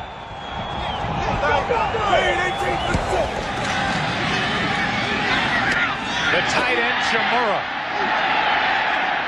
Brought down right at the marker. Clay Matthews there trying to strip it. And in the meantime, Shimura carried him right to the first down marker. Yeah, how about the extra effort by Shimura? Just wrenching his body, pushing himself forward. And Clay Matthews trying to make a big play and strip the ball. But when he goes for the strip, he loses his concentration on the tackle. And that's why the Packers have got the first down right now. You can't fault Clay Matthews. He's a veteran. played for years, Pro Bowl. He knows the way to win games is the big play. So he went for the big play on that, but it was the wrong decision. There's the tight end, Shimura, playing in place of the injured Ed West. First down for the Packers.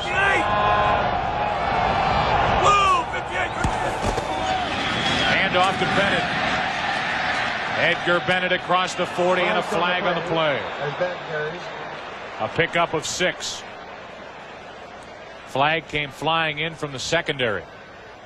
And once again, more running, more short passes. That's patience on offense. And heck, Favre's had a big day, Tim. 20 out of 28 for 251 yards, 2 touchdowns, and 1 pick. Another hold on Green Bay. This will be the 7th penalty marked off against the Pack. Offense, number 82. 10-yard penalty. Remain first down. Reggie Johnson, the tight end, guilty.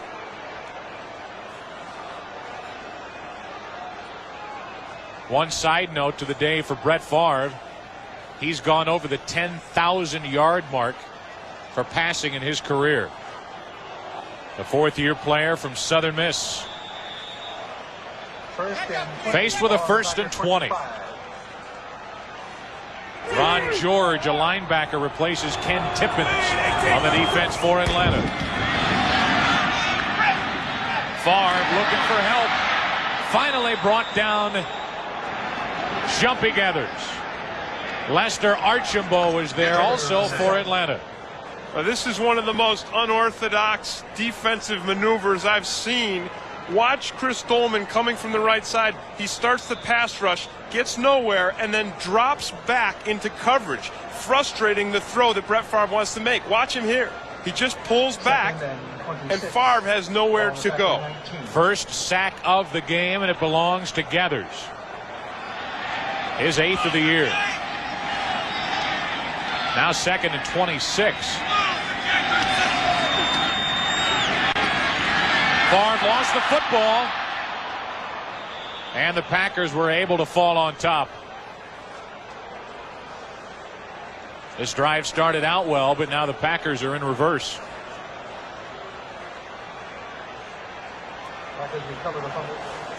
When the ball gets on that mush, it starts to get slippery. Brett Favre loses his handle on it, and look who's there right up the middle of it. Jumpy Gathers. No surprise. Who saves Favre? His roommate, Frank Winters, is center. That should be no surprise either, should it? Probably not the only time he saved him in one fashion or another.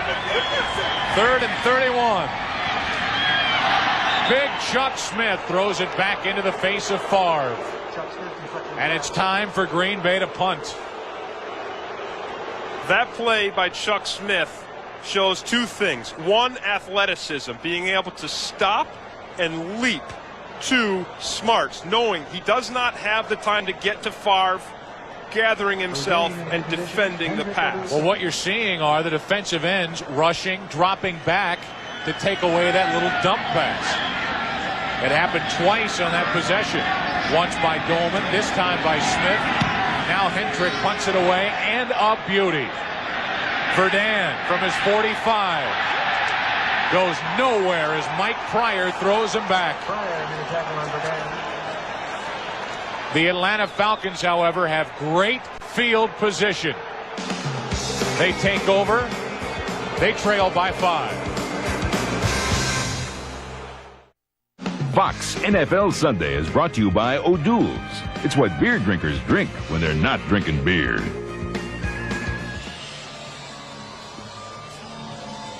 Wintertime in Wisconsin. Last game for the Packers at County Stadium. First down for Atlanta, down 14-9. Half a minute to play in the 3rd quarter. Hebert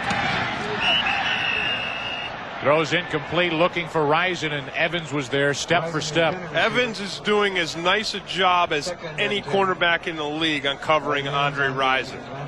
He's gotten beat only a couple of times. A lot of times he's had Rison man-to-man. We've seen him with an interception, and we've seen him blanketing Rison very effectively. Hebert today, 13 out of 29 for 149 yards, 1 interception. Second down and 10.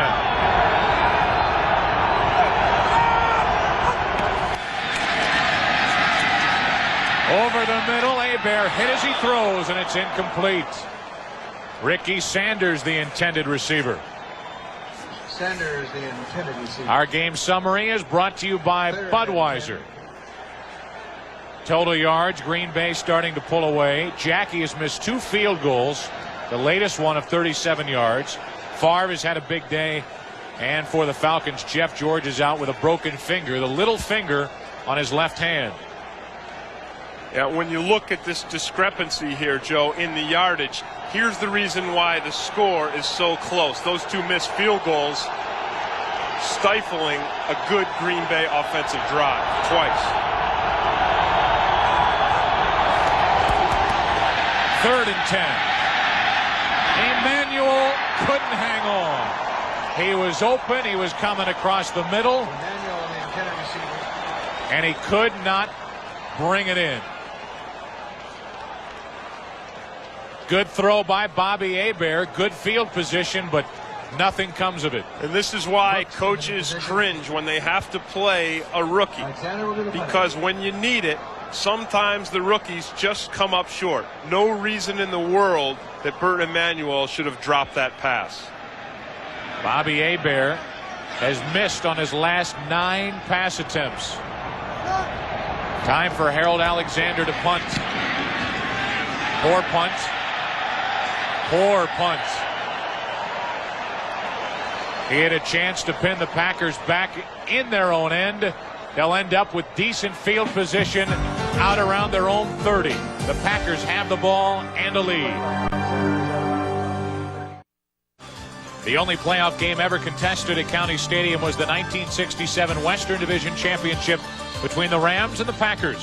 It wasn't even close. Travis Williams rushed for 2 touchdowns, and Green Bay thumped L.A. 28-7. Of course, the Pack went on from there to win a 2nd consecutive Super Bowl championship the next week in the Ice Bowl over Dallas. And the Packers wave goodbye to County Stadium this afternoon, and they'd like to go out with a win.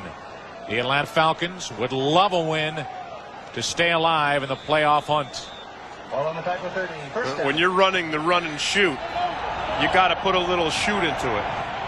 So far, the Falcons this half blanks. 1st and 10. Favre trying to set up the screen. It's not there. Now he finds Bennett, and they get nothing. Jesse Tuggle there to throw down Bennett, and the screenplay is not working. I know that the Packers' plan is to play patient football. They've got to stretch the field and go long. That's the end of our 3rd quarter with the score. Still Green Bay 14, Atlanta 9. We'll return to County Stadium after these words from your local Fox station.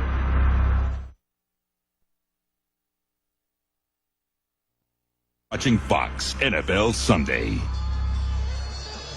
It's the start of the 4th quarter. Joe Buck and Tim Green with you. Come on, me and my shadow. It's a good thing we get along in this booth. It's a good thing you can dance because you can't sing that well. Thank you. 2nd down and 10 for Green Bay. Chamorro, the tight end over the middle, a 1st down pickup.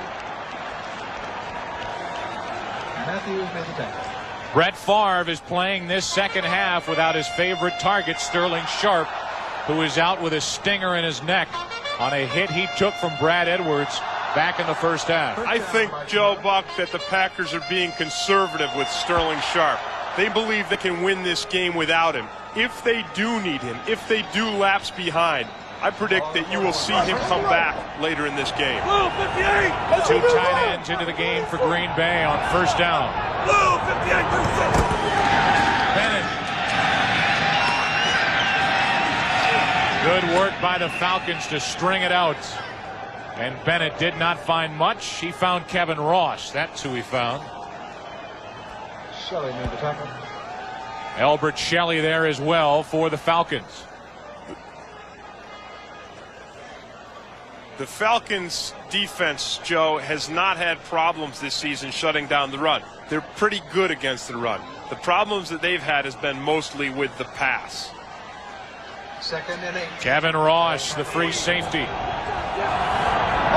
Kansas City Chief. He's been a frustrated player in that secondary for Atlanta. Bennett. There's Darnell Walker. And a good tackle by the second-year player from Oklahoma. 5'8", 164, but he pushed Bennett back. And a minimal pickup. Yeah, he must have heard what we were saying in the first half, because he really picked it up there. And not only did he bring down a receiver, he brought down a running back. You see this time of possession? The thing that this does is it hurts your defense. It wears the defense down. So you talk about the Falcon defense tending to fade in the fourth quarter. That could be why. 3rd down and 7.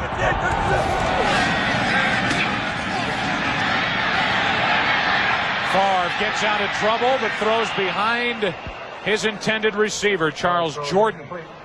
The intended receiver, and Favre can only do so much back there. Big pass rush by the Falcon front.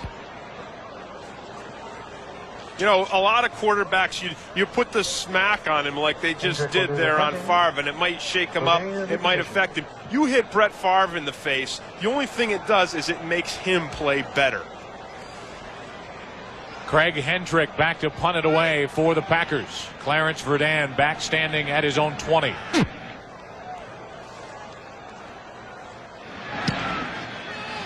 Poor punt by Hendrick. Verdun on the return. Can't find much room at all. Mike Pryor was there. Tim Houck was there. Mark Williams was there. And the good pressure on Brett Favre ends the drive for Green Bay. And again, the Atlanta defense holds Green Bay in check. NFL Sunday is brought to you by Cadillac and your Cadillac dealer, creating a higher standard. By McDonald's, the official restaurant of the National Football League. And by Levi, 100% cotton wrinkle-free Dockers. Pants so soft they shrug off wrinkles. We'd like to thank young Tim Meadows for letting our cameraman ride on his back down that hill. 3 and outs. Be a good time for the Packers to turn in a 4th 3 and out. Well, the Falcons have done nothing offensively in the second half. Hayward, not much. The Falcons in their passing game in the second half, no yards, and rushing 33, 20 of it by Hebert on that scramble. Yeah, and Sean Jones made that play the way you want to make a play on Ironhead Hayward. He got behind the line and he tackled him by the ankles. You do not want to go up high on Ironhead. The way you get him down is go low, go below the knees. 2nd down and 9. Reggie White checks out of the lineup for Green Bay. They have Jones, Brock, Yurkovich, and Pop on the line. Hayward. Well, you don't have Reggie White in the game, and Hayward picks up a 1st down. Hayward. Good decision by the Falcons. When Reggie White leaves the game, run the ball right at the Packers defense. And right in the hole where Reggie White normally is. You see, that's a big space. And if 92's in the game, that space just is not there. Well, he's still not in the game, and you have to believe that that elbow's bothering him. That would be the only logical conclusion, because Reggie White never takes a down off.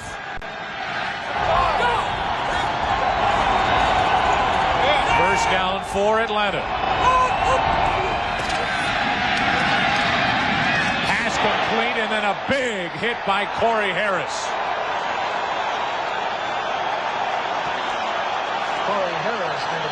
Corey Harris stuck Terrence Mathis and planted him in the County Stadium grass. Well, for anybody at home who's had thoughts of playing wide receiver in the NFL and think that it's an easy job and all you have to do is run around and catch the ball, here's what makes it so tough. You catch the ball, you take the punishment, and the great ones hang on. Mathis will check out. He'll try to get his senses back. Darrell Spencer, a one-year player from Miami. Number 84 checks in place of Mathis, and they're dropping all over the place. Reggie White still not on the defensive front for Green Bay. 2nd down and 5.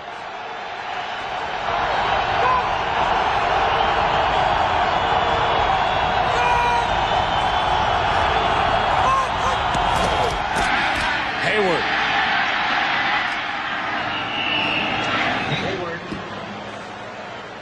They got action in Chicago. Time for a McDonald's game break. Back to JB. All right, Joe, the Rams had an apparent touchdown nullified. That set up this field goal. Zendejas barely making it through. It's 2013 in Chicago. 9-10 left in the 4th. Is overtime looming? We'll find out. Take it back to Joe Buck and Tim Green. Tim Green, we've seen George go down. We've seen Chuck Smith. We've seen Sterling Sharp exit because of injury. The biggest one of the day would be Reggie White if he can't continue. 1st down for Atlanta.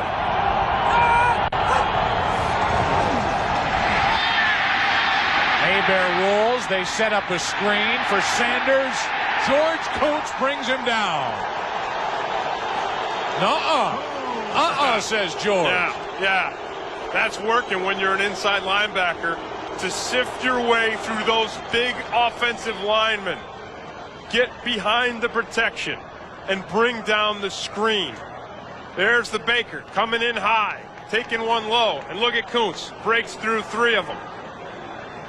That was good for a loss of 7. Yeah, and see, Hebert hates it because he took the hit. Jurkovic came down on top of him, put him in the turf, and then they got nothing out of it. That makes it hurt twice as bad. Big play by Kuntz. Hayward, not much. Pop was there. Jones was there. Jurkovic, Simmons. A pickup of only 1. Yeah, and now Reggie White's coming back in the game, Joe. And I believe that they were spelling Reggie White. I know that his elbow's sore, and that may be the reason why they were spelling him. But they've been rolling their pass defenders on the line all game to keep those guys fresh. When you play the run and shoot, you rush the passer time after time, and it tires everyone out. Smart play by the Packers.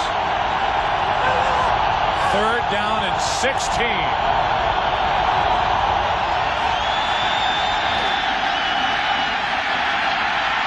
Hebert throws, completes it to Emmanuel. Good for a 1st down inside the 35. Terrell Buckley beaten on the play. Well, Richards puts the clamps on Reggie White, almost goes for a ride, and then Ironhead is there to help save him and back him up. 2 guys on the big guy, and then Buckley again being exploited for poor coverage. It was 3rd and 16, and the Falcons got 23. Now on 1st down, it's Hayward. Brought down from behind by Sean Jones. Yeah, and Reggie White right there closing the gap and making the stop. You don't run at number 92, even when he's hurt.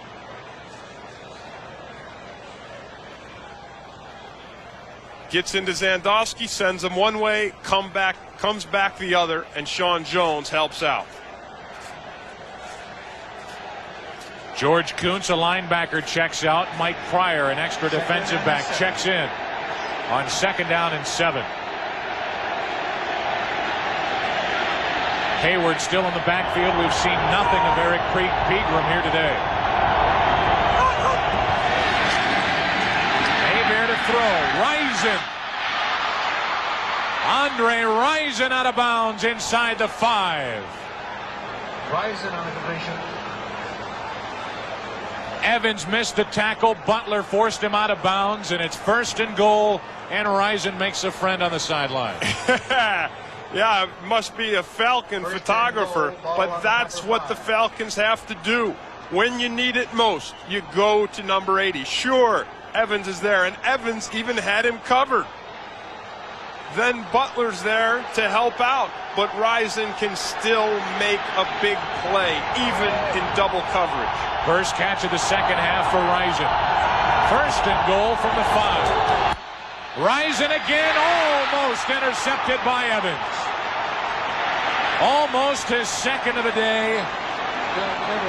He just couldn't hang on. That would have been huge. If the Atlanta Falcons score a touchdown on this series, Doug Evans will replay this moment over and over in his mind 1,000,000 times before tomorrow morning when he has to see it again on film. The ball is in his hands, and that is one that he just cannot forget. 11th play of the drive coming up, second and goal.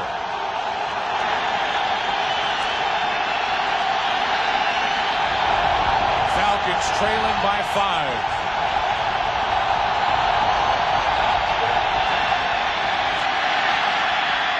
Touchdown, Mathis. And the Falcons take a lead. And now they're going to try for 2 as Hebert stays on the field. And credit the Falcons offensive line, because Hebert had the time, and we've been saying all afternoon that if Hebert has the extra second, he will find the open receiver. Good time for the Falcons to have their first lead of the day. 5:53 left in the fourth quarter. Atlanta will try for 2 to make it a 3-point game. An extra point here, had they tried it, would have been pointless. It would have made it a 2-point game. A successful 2-point conversion would make it a 3-point lead. So really you risk nothing. Best case scenario for the Falcons, they come away with a 3-point lead. But the extra point would have been meaningless.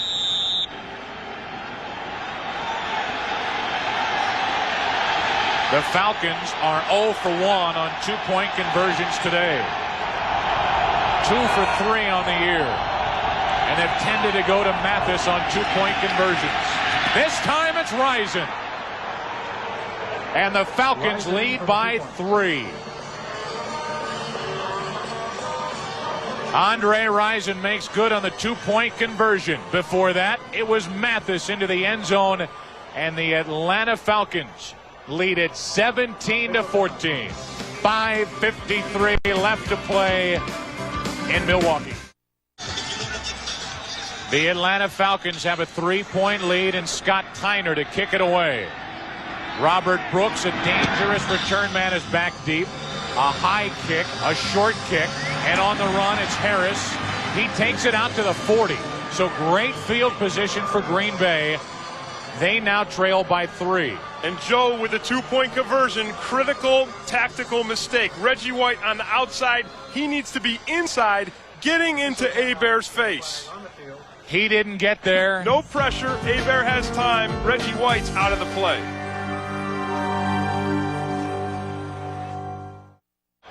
A battle between June Jones on your left, Mike Holmgren on your right. The winner stays alive in the playoff hunt. The loser starts thinking about next season. Packers trailing for the first time today. They trail by 3. Favre throws. He underthrew Mickens. Good coverage by DJ Johnson. Terry Mickens, the intended receiver, and there's DJ.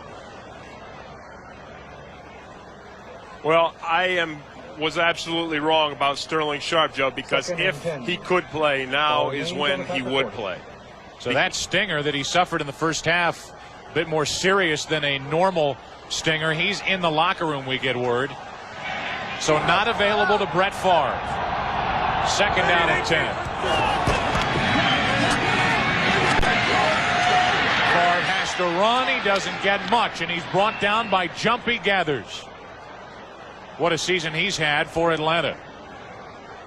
Yeah, and what a game he's had, Joe. We've seen him in the backfield making tackles on the run play. We've seen him with the quarterback sack. Always a factor in the pass rush, pressuring Brett Favre, and he's even got a little grass in his helmet. You know a guy's playing hard when you got to pull the turf out of his helmet. He's throwing his body around the field. A pickup of 3 by Favre as he was brought down by Gathers. 3rd down and 7.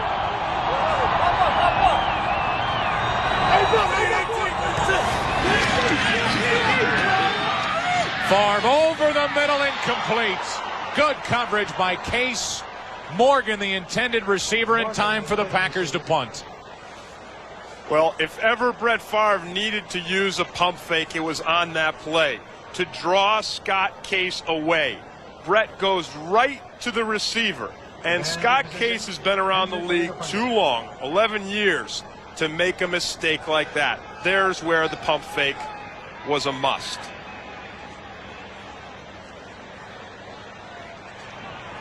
Now Hendrick to punt it away for Green Bay with Verdun back deep. Good punt by Hendrick. Booming punt. Will it stop short? Into the end zone. Houck gave a heck of an effort, but Hendrick's punt, 57 yards, sails into the end zone.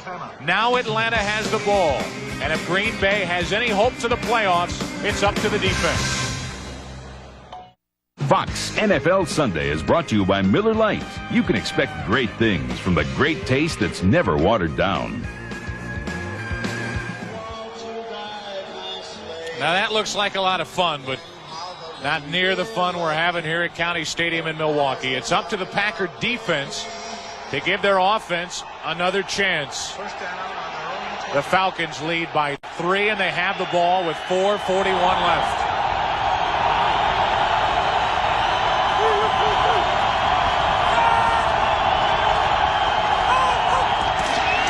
Hayward.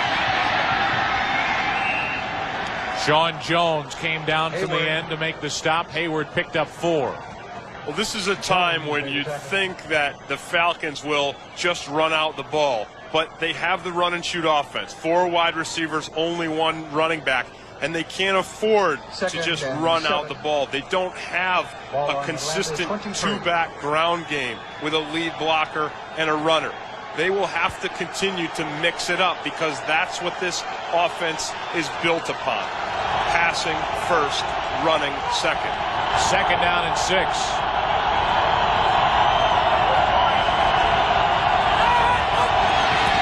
And they go to the air. Hebert throws. Incomplete. Great coverage by Evans. He was up the back of Rison, and the Falcons are pleading their case. 3rd and 7.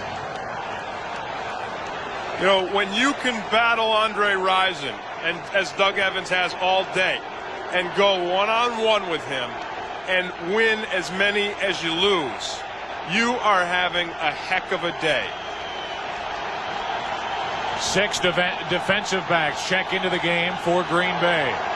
3rd down and 6.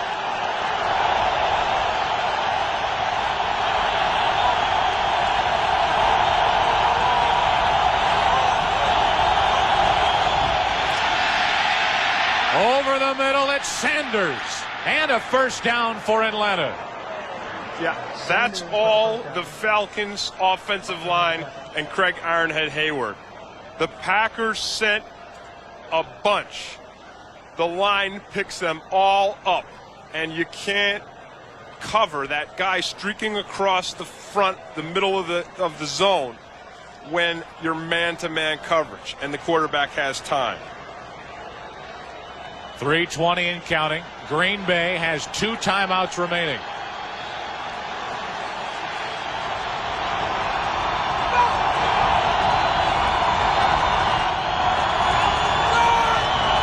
Big set of downs here for Atlanta. Hayward. Good tackle by Evans and Kuntz. Well, there's another way to bring down Ironhead, Joe. Send one guy low to trip him up and one guy high to make sure that he stays down. Evans is the low guy. Kuntz is the high guy. 20 carries today for Hayward for 71 yards. You know, that's just how you knock down a building. You know, you set a charge down low at the foundation, and then you set a charge about midway up to make sure it collapses. 2nd down and 10.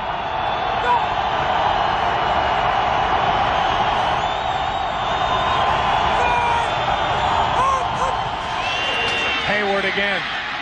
Jones got the first hit. Kuntz cleaned up, but Hayward bowled forward for 5 yards.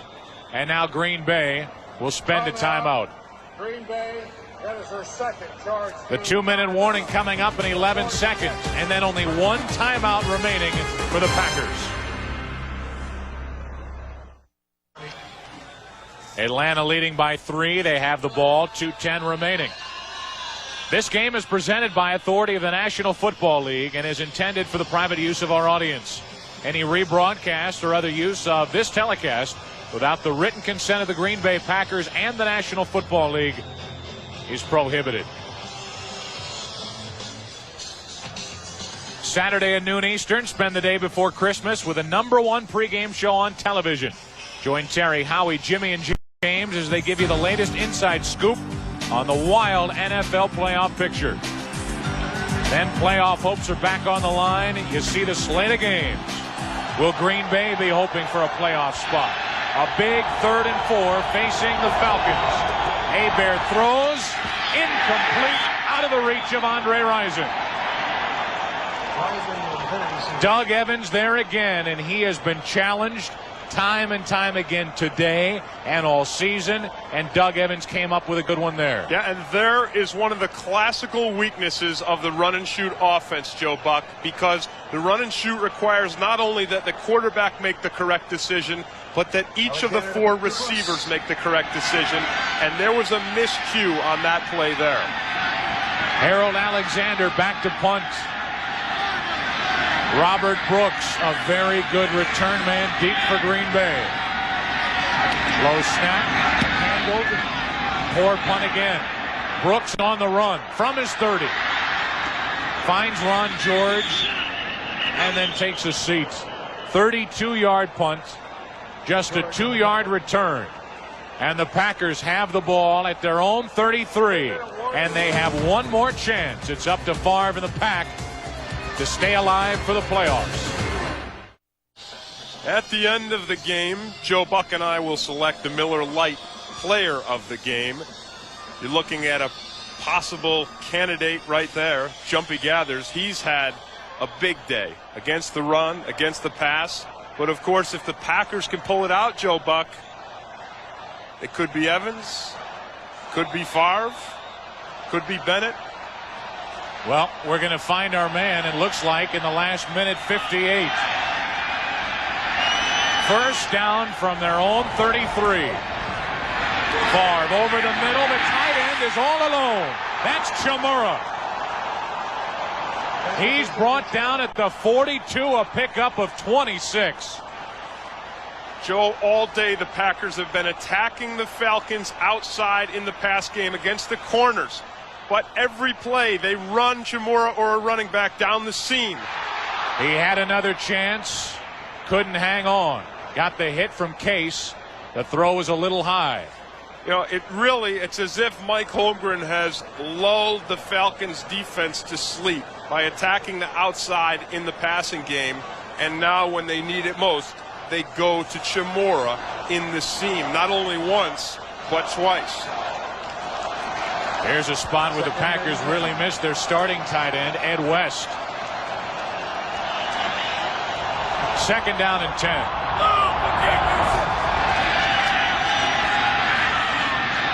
Favre to the sideline, hits Brooks. He's inside the 40, brought down at the 39, a pickup of only 4. The clock still running. 3rd and 6. And a 3rd down and 6. Favre guns it in. Robert Brooks with a big catch. Oh, what a catch.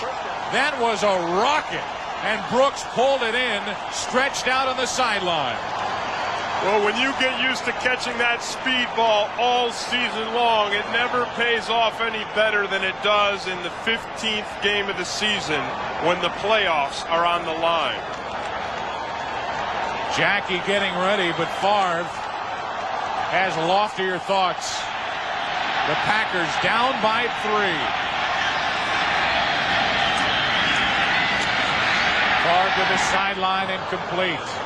And Bennett was wise to let it go by. Yeah, and Favre was wise to make that safe throw. The thing that Brett Favre cannot do now more than anything is rush it and force a turnover. Tim, a final in from Chicago. The Bears over the Los Angeles Rams. So now you have Detroit, Minnesota, and Chicago all with records of 9-6. Green Bay trying to stay alive, trying to move to 8-7. They're already within field goal range for Jackie, who has missed 2 today. Quick one to the sideline, caught by Morgan. The clock continues to run. 1 timeout remaining for Green Bay. And a 3rd down and 6 facing Green Bay.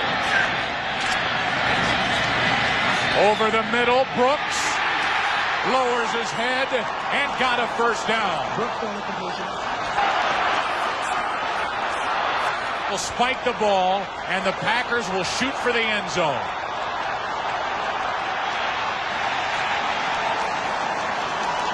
What a tremendous effort by Robert Brooks.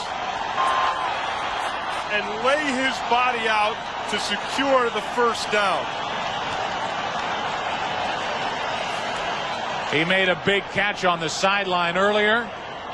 Now one over the middle where he picked up the 1st down, and Green Bay will shoot for the end zone. 28 seconds left. 1 timeout. Down by 3. And this is absolutely where Brett Favre is at his best. Favre steps up. Shamura inside the 10. And the Green Bay Packers will spend their final timeout. 21 seconds left. Green Bay on the move. Down by 3. And for those of you just joining us, Jeff George left in the 1st quarter with a broken little finger on his left hand. Bobby Hebert has brought the Atlanta Falcons to a 3-point lead. But now with 1 timeout remaining, the Green Bay Packers have moved the ball down the field. They're left with a 3rd and short inside the 10. No timeouts. They need a win to stay alive in the playoff chase. The biggest play of the game came a moment ago as Brett Favre needed to complete a pass for a 1st down. He found Brooks over the middle. He lowers his head. He just gets enough for a fresh set of downs. One other note to point out. The Packers have moved the ball down the field and played the entire 2nd half without Sterling Sharp, who left with a stinger in his neck at the end of the 1st half.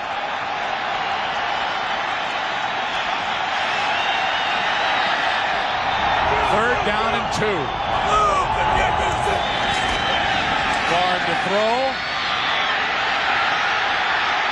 Brett Favre. Touchdown, Green Bay.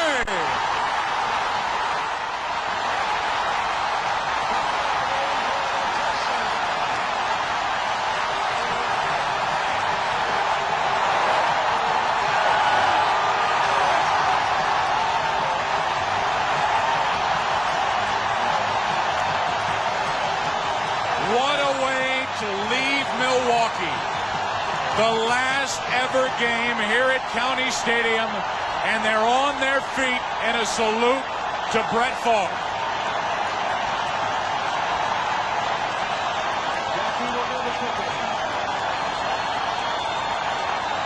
Now the extra points, which would make it a 4-point lead. Only 14 seconds remain, and the Packers lead by 4. They needed this game, Tim, and they're going to get it. And this is exactly when Brett Favre is at his best. Looking for the receiver, doesn't find it, takes it into his own hands, goes up high. He knows how to find the end zone as well as any quarterback in the NFL. This is a thing of beauty. This is a thing that Bart Starr would have been proud of. This is a thing that Vince Lombardi dreamed of, a player like Brett Favre. He didn't make it to the Pro Bowl. He's an alternate. He couldn't care less. This is what it's all about. The Packers need this game to stay alive for the playoffs, And they got it on that play by Favre. Now only 14 seconds remain. And look at him just pile up on Favre. Heck, I wish I could get down there and jump on the pile as well. You gotta love a guy like Favre to give that kind of an effort when the whole game is on the line. Run it in. He was 6 of 9 on that final drive, covering 58 yards. And Joe Buck, when the weather turns cold, don't forget Brett Favre wins games. Cold weather games, 9-1. Today, make it 10-1. 14 seconds left. Jackie with a squib kick. Verdun on the return. Trying to get out of bounds. Doesn't matter. The clock will stop. He stopped shy of the 30. And only 9 seconds remain. And you're looking at our Miller Lite player of the game, Brett Favre. Absolutely. We said we'd find it in the last 2 minutes. There is no doubt. A 9-yard touchdown run. The Packers lead by 4, and the Falcons, totally deflated, take over just shy of their own 30. Only 9 seconds left. Joe Buck, this has been the kind of season that the Atlanta Falcons have had. They've played tough. They've played hard. But then in the critical moments, they've broken down, or someone has just beaten them, taken advantage of them, as Brett Favre did here today.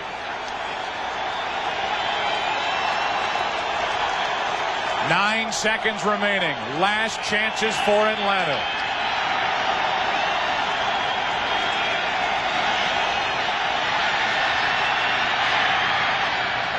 Hebert to the sideline, caught outside the 40, and now 3 seconds remain. And we'll have one more snap, and that'll be it. So one chance for Atlanta to get down the field, and that extra point means they need to get into the end zone. And because of arm strength, the Atlanta Falcons will call a timeout.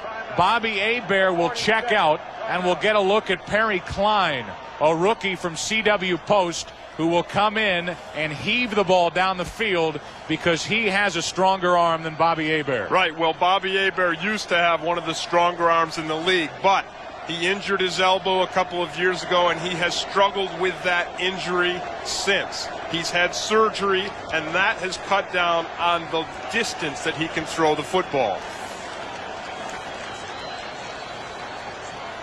You know, I know we're excited. We're naming Brett Favre as player of the game, but I played for this team, the Falcons, and I've seen this team and been a part of it when we've actually won a game with one of these Hail Mary passes. One other note to point out about the Atlanta Falcons. Their last 15 games have had a fourth quarter lead in 11 of them. And if they don't pull it out here, they will slip to 6-9 and out of the playoff race. One last chance for Klein and the Falcons. 3 wide receivers to the right. The defensive backs for Green Bay all move back down the field. Klein throws it. Strong arm.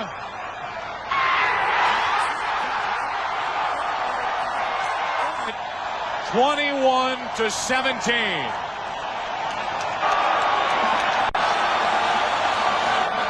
Say goodbye to the city of Milwaukee with one of the most thrilling games of the season.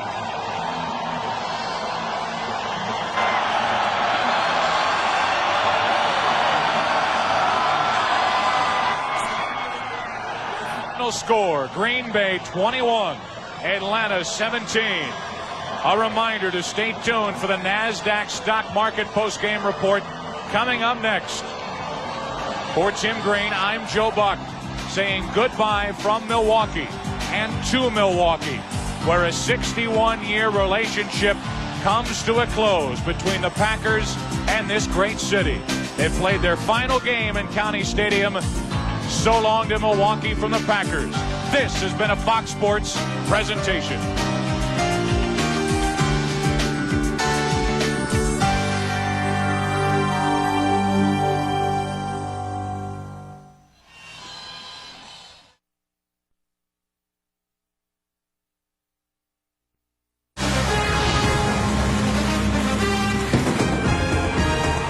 All right, back here in Hollywood for the NASDAQ post-game report and a quick rundown of scores around the National Football League of active scores and finals. The Packers win it in the closing seconds over the Falcons. A score there, 21-17. Packers still in the race for the NFC Central title. Last game played ever in Milwaukee.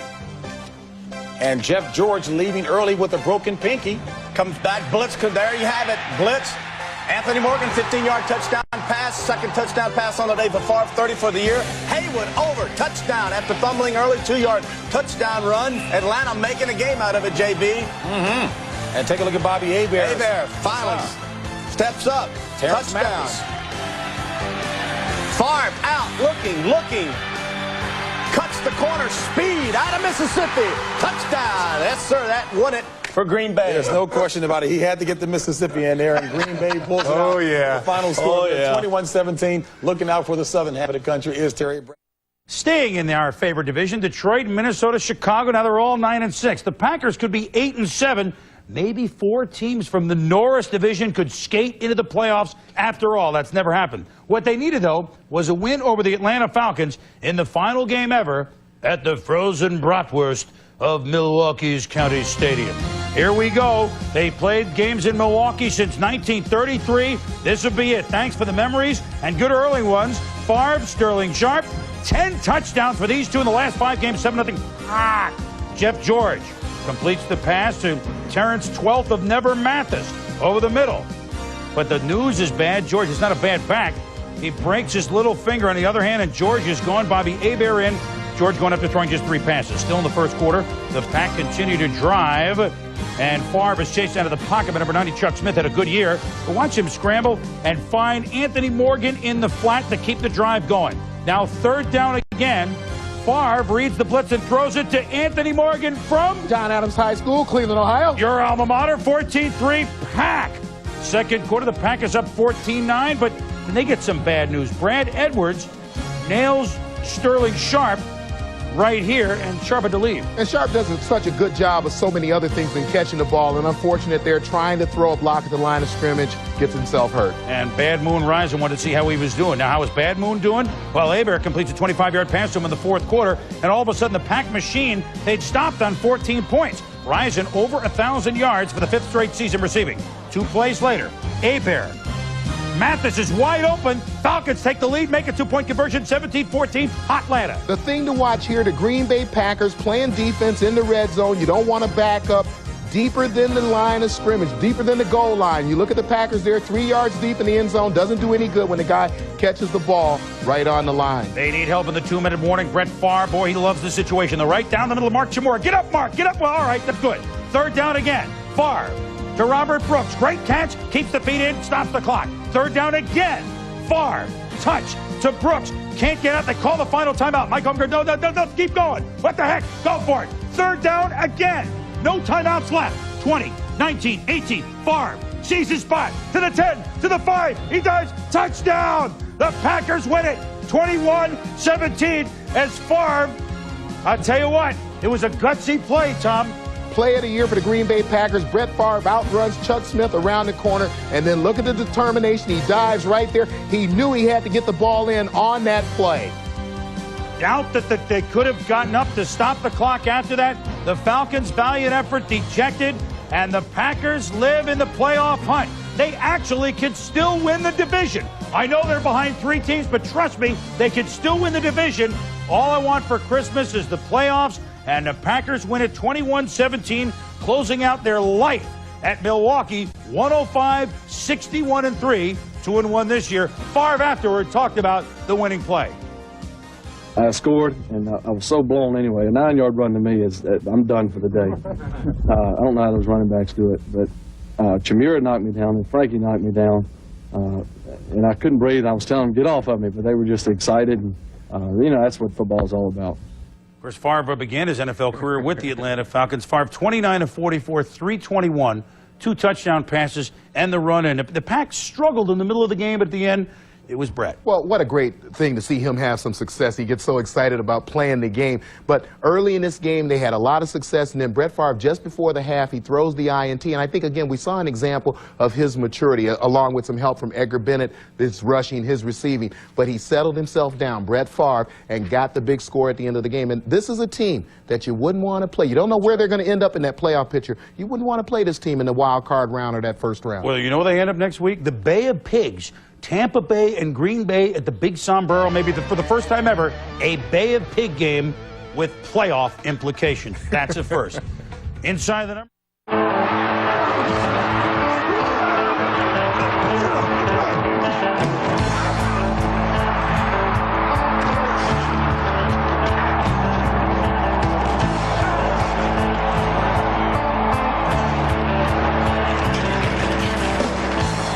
From Green Bay, it's the Mike Holmgren Show.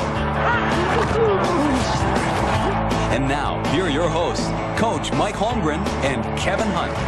All right, welcome to Mike Holmgren Show. And, Coach, I can't think of a more fitting ending to the Milwaukee stay there for the Packers than that game. It was a lot of fun. You know, if you had to write a script, Kevin, really, for the last game of the season there, that would be the script you'd write. You know, Brett Favre diving in with 14 seconds to go to win the football game.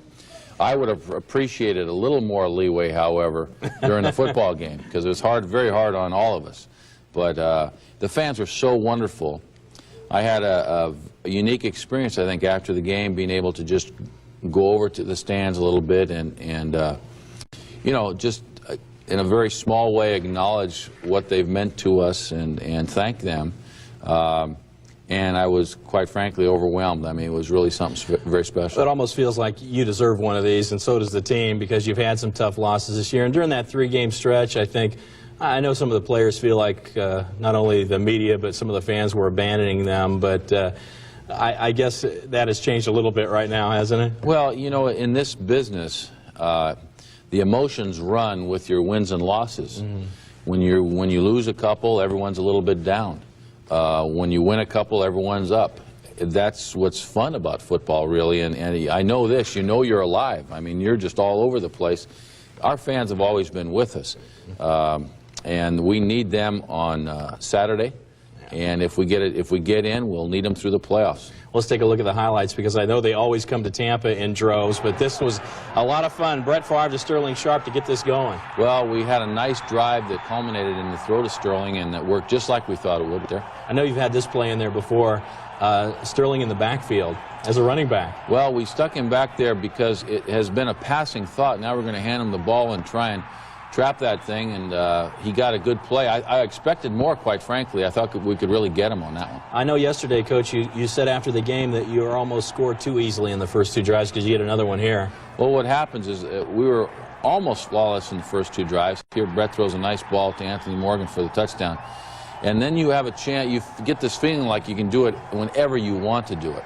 The tide started to turn a little bit. Nice stance there. But Hayward fumbles here, and you guys stop a drive. Okay, George Kuntz makes a big hit. We get the ball back, and again, our defense came up with a turnover and a big play, and that was really good. And they're playing like they were at the beginning of the season, which is good at this particular time. But then things tighten up a little bit as Hayward scores to make it 14-9. Well, you know what? If I had him on my team and you get down in close, I'd be tempted to give him the ball just about every time because he weighs 270 pounds.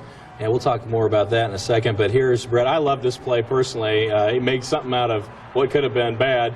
Turns out to be great. Well, you know, not many guys could make that throw, really, in all honesty. I always get a little nervous when he throws it clean across the field. Fortunately, we had a guy there, Edgar Bennett. He catches the ball. Actually, I designed the play exactly that way. You know? Yeah, I'm sure Brett will agree because he's our guest today. Coach, you mentioned Ironhead Hayward, how big the guy was. They were in a situation where they were down on the 2-yard line. Were you guys surprised they didn't pound him at you 3 times? Well, you know, every coach has to do what they think is best, and they know their personnel a lot better than I know it. All I'm saying is that if you have a back like that, I think the odds are pretty good that if you slam him in there a couple, 3 times, you're going to get 2 yards. If the line does anything at all up front,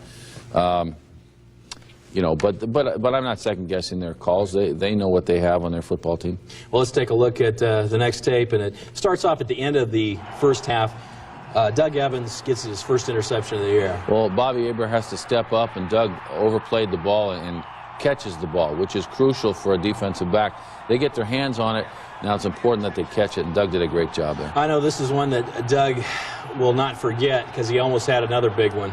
Well, he turns. The ball got in on him so fast.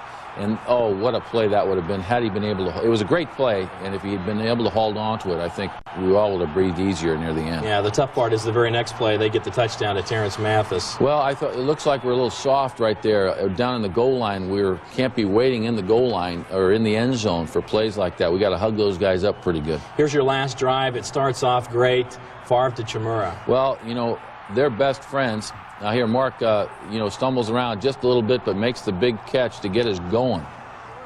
You guys got a 3rd and 7, a couple 3rd and 7 plays. Favre to Brooks both times. Well, on that throw right there, it was right in front of me, and Brett threw that ball hard. That was a great catch by Robert Brooks right there. And take me through this touchdown, Coach. Well, you know, we were going to throw it into the end zone. Now he's looking here to the post, then comes back off to the tight end, and right here, he had a chance to throw the ball to Mickens, but thank goodness he makes the good decision and just gets it in. He was not going to be denied right there. And now that's the biggest hit he took all day right there. Well, Brett has delivered some big hits in the end zone, and you'd rather not have him tackling guys, but well, they payback time? Yeah, all those guys just wait for the chance that they can pound him after he's pounded them, you know. All right, we come back. The man of the hour joins us, Brett Favre. First, a look at the 7-Up Packer scrapbook.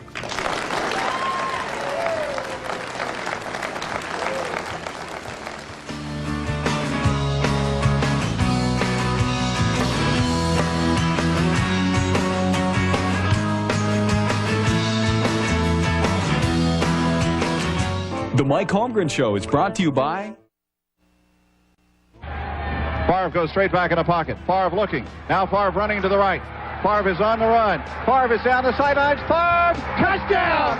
He dived into the end zone, and the Packers score with 14 seconds to go.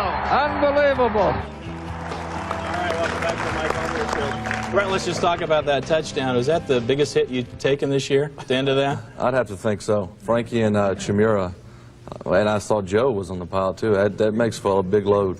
Tell me what that was like walking off the field there, because obviously the fans were wanting to get a piece of you there, and just be able to touch you as you came down those steps. Well, we really needed the win bad to continue our journey into the playoffs, and we got a win, and I couldn't have wrote a better ending. And it was our last game in Milwaukee, and I know the people wanted a big win, a fun win, and I think they got it. But it was great to come off the field and see that. Coach, after the game, you talked about how the hardest guy you're on right now is Mark Chimura. You ride him more than anybody. Does he win the title over Brett now? I thought Brett always had that. Well, Brett, it's a different thing. You know, he and I talk on a more cerebral level all the time. With Chewy, I just chew him out. You know, the thing is, he's a great young guy, and I am hard on our tight ends, whether it's Ed West, Jackie Harris, whoever plays that position for us. It's an important position, and he's very vital to what we do. And there's a lot of subtleties to the position, and so I want it done right. And I just wanted Mark to know that I love him, and it's nothing personal. I'm just going to make him do it right. Brett, how often do you and the coach not see eye to eye on a weekly basis? I think people think that happens more than it really does. You know, Mike calls the plays, he installs the plays, and that's it. And sometimes I may not agree with the play, and we'll just go over it. And if we don't like it, then we'll just throw it out, and it's not really that big of a deal. And then sometimes during the game, he may not like some of the things I do, and sometimes I don't like half the things I do, but we all have to deal with it some sort of way. You like most of the things he does. That makes sense to you? Yeah, I picked that up, yeah. Brett, I know your parents come to a lot of the games, and it's been kind of hard. People have ridden you harder than any young quarterback that I think has come to the league a long time. How have they dealt with it, and how are you dealing with it now? Well, I think it's part of the quarterback position. Me more so than a lot of guys, I think. But you just keep plugging along. You have fun. It's a tough job, but I try to do my best and hope people appreciate that. And I'm getting better, but I also know I can play a lot better than that. And eventually we're going to get a Super Bowl here, and then people are they're all going to love me. Well, you've really been gracious about the Pro Bowl thing and acknowledging how great the other three quarterbacks are. But this is really your finest year, and don't you feel you've been a bit robbed just a little bit by what happened there? You can go two different ways. You can say that. I don't believe so, because the last 2 years I've made it, and there were other guys who could have easily have made it, and they didn't. So this year I knew I had a great year, and everyone else knows what type of year I had. But Warren coming over from Houston, doing the job he did in Minnesota was really a great job, and of course Aikman playing with Dallas. And Steve Young had a remarkable year. So those three guys deserve as well as anyone. Brett, I know you got to watch your P's and Q's constantly. There was one article that Milwaukee Magazine had labeled you the wild one. Have you seen that, Coach? That's a very handsome picture. Isn't it? It's a nice picture. Is that Brett? I guess this is kind of a reputation you've got to just be very careful about. And does that bother you? You just can't even go out and have a drink with friends without it turning into a whole different story by the night? Well, I've sort of accepted it now, and the reputation really comes from Atlanta. That's probably the reason I was traded here. But since I've gotten here, I still have fun, but I take my job a lot more seriously. I have fun with it. But come Sundays and during the week of practice, I'm a serious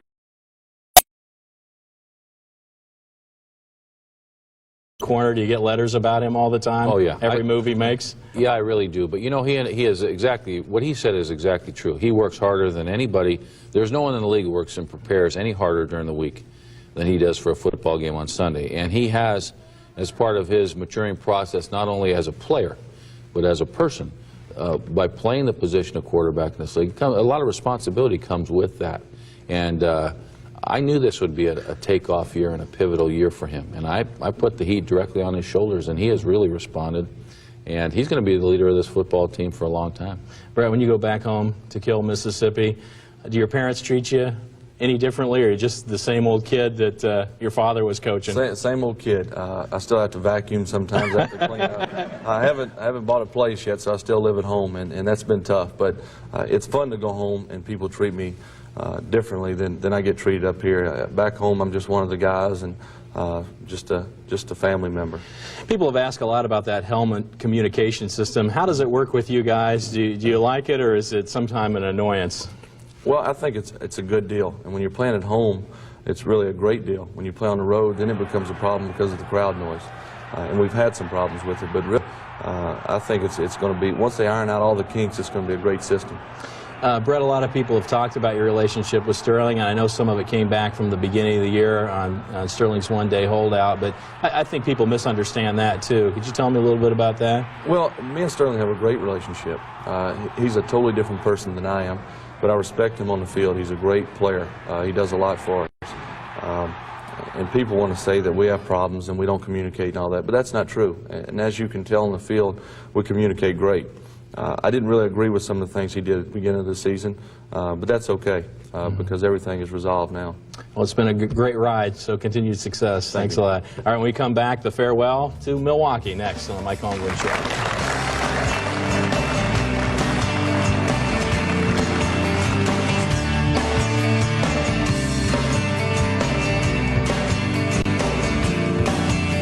Mike Holmgren Show is brought to you by Clements, easily the best. By Pabst Genuine Draft, cold filtered beer. And by Farmers Insurance for superior service.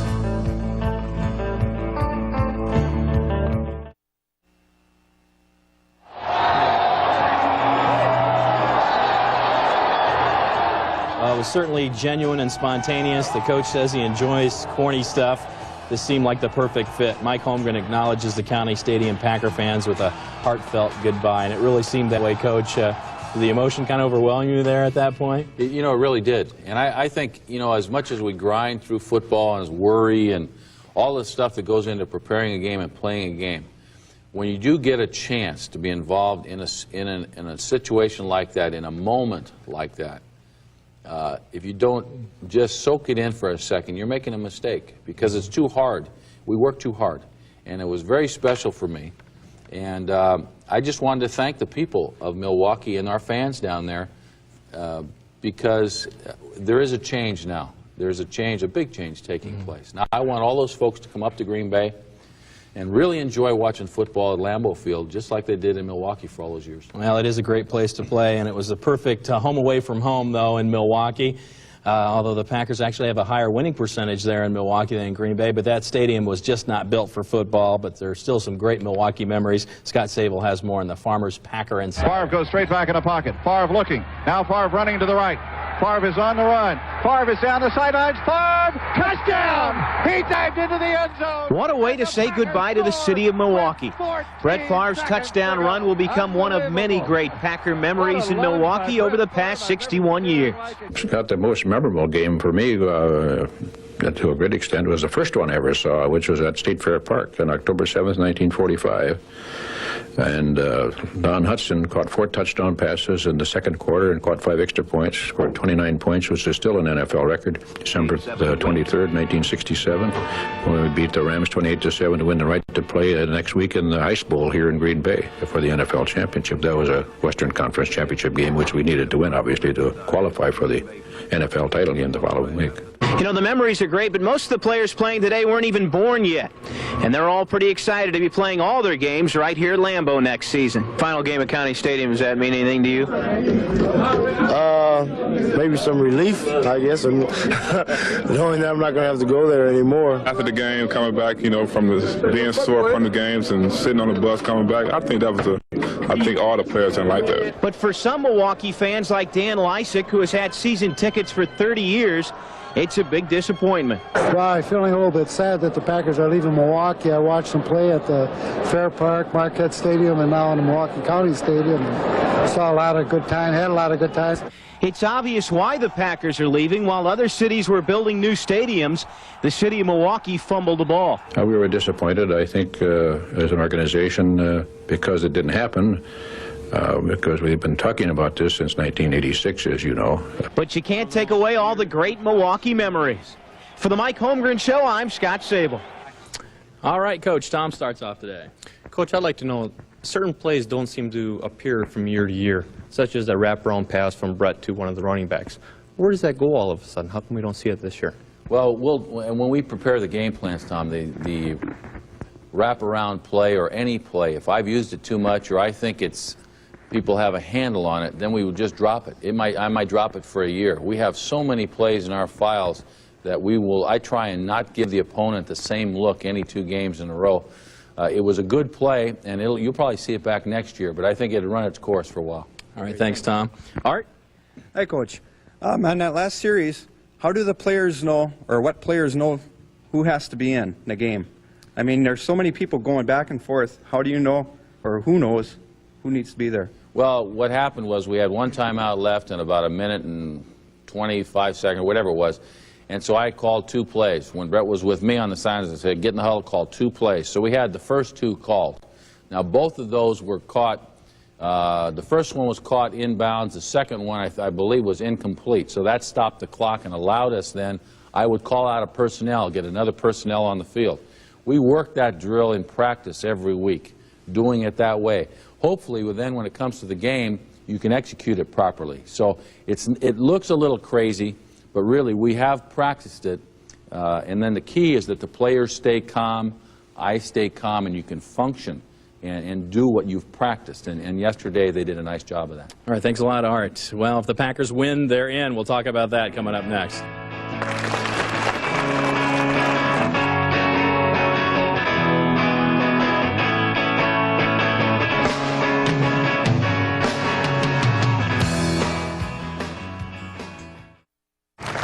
Welcome back, folks. I guess, Coach, you can't ask for more than what you'd like to be in a position at this point where you control your own destiny instead of depending on other people to win and lose to get in the playoffs. It's nice that way. You know, and you and I talked about it weeks ago. Right. That I felt it would come down to the last game of the season, and that's what it's done. It's come down to Saturday's game with Tampa. If we win, we're in the playoffs. Exactly how we fit into the playoff picture at that point, I don't know. We won't know until after Minnesota plays San Francisco on Monday night. Right. But we're in, and that's all I really care about at this point. I think a lot of people used to think Buccaneers, okay, gimme. That's an easy one, but boom, they've won 4 in a row, and they're just playing kind of loose right now and enjoying themselves. Well, that's the key. They are playing loose, and they have good athletes, and I have always thought that Tampa Bay has fine football players. Sam Weiss I know very well. He's a creative, talented coach. They are going to be ready to play, and we have to play our best football. Everything's on the line, so everyone knows what's at stake. Their rookie running back Eric Rhett was hurt earlier in the year, but he is really starting to carry a lot of the load down there. Well, he didn't play much early, but they drafted him very high to do exactly what he's doing right now, and that's carry the ball and make plays. Coach, because there is a scenario where you could still win the division, and you've been in the shoes at San Francisco where they've already locked it up and they're getting ready for the playoffs. Now that you see it from the other side, you kind of go, hey, come on, San Francisco, get your big dogs out there and go at them. No, I'm going to make some calls this week and remind all my friends out there how important that game is. But, Kevin, really, all those things aside, our game Saturday is the one that we have to focus on all the way. And it should be a great one. We'll see you next week after the Tampa game. Thanks, Coach.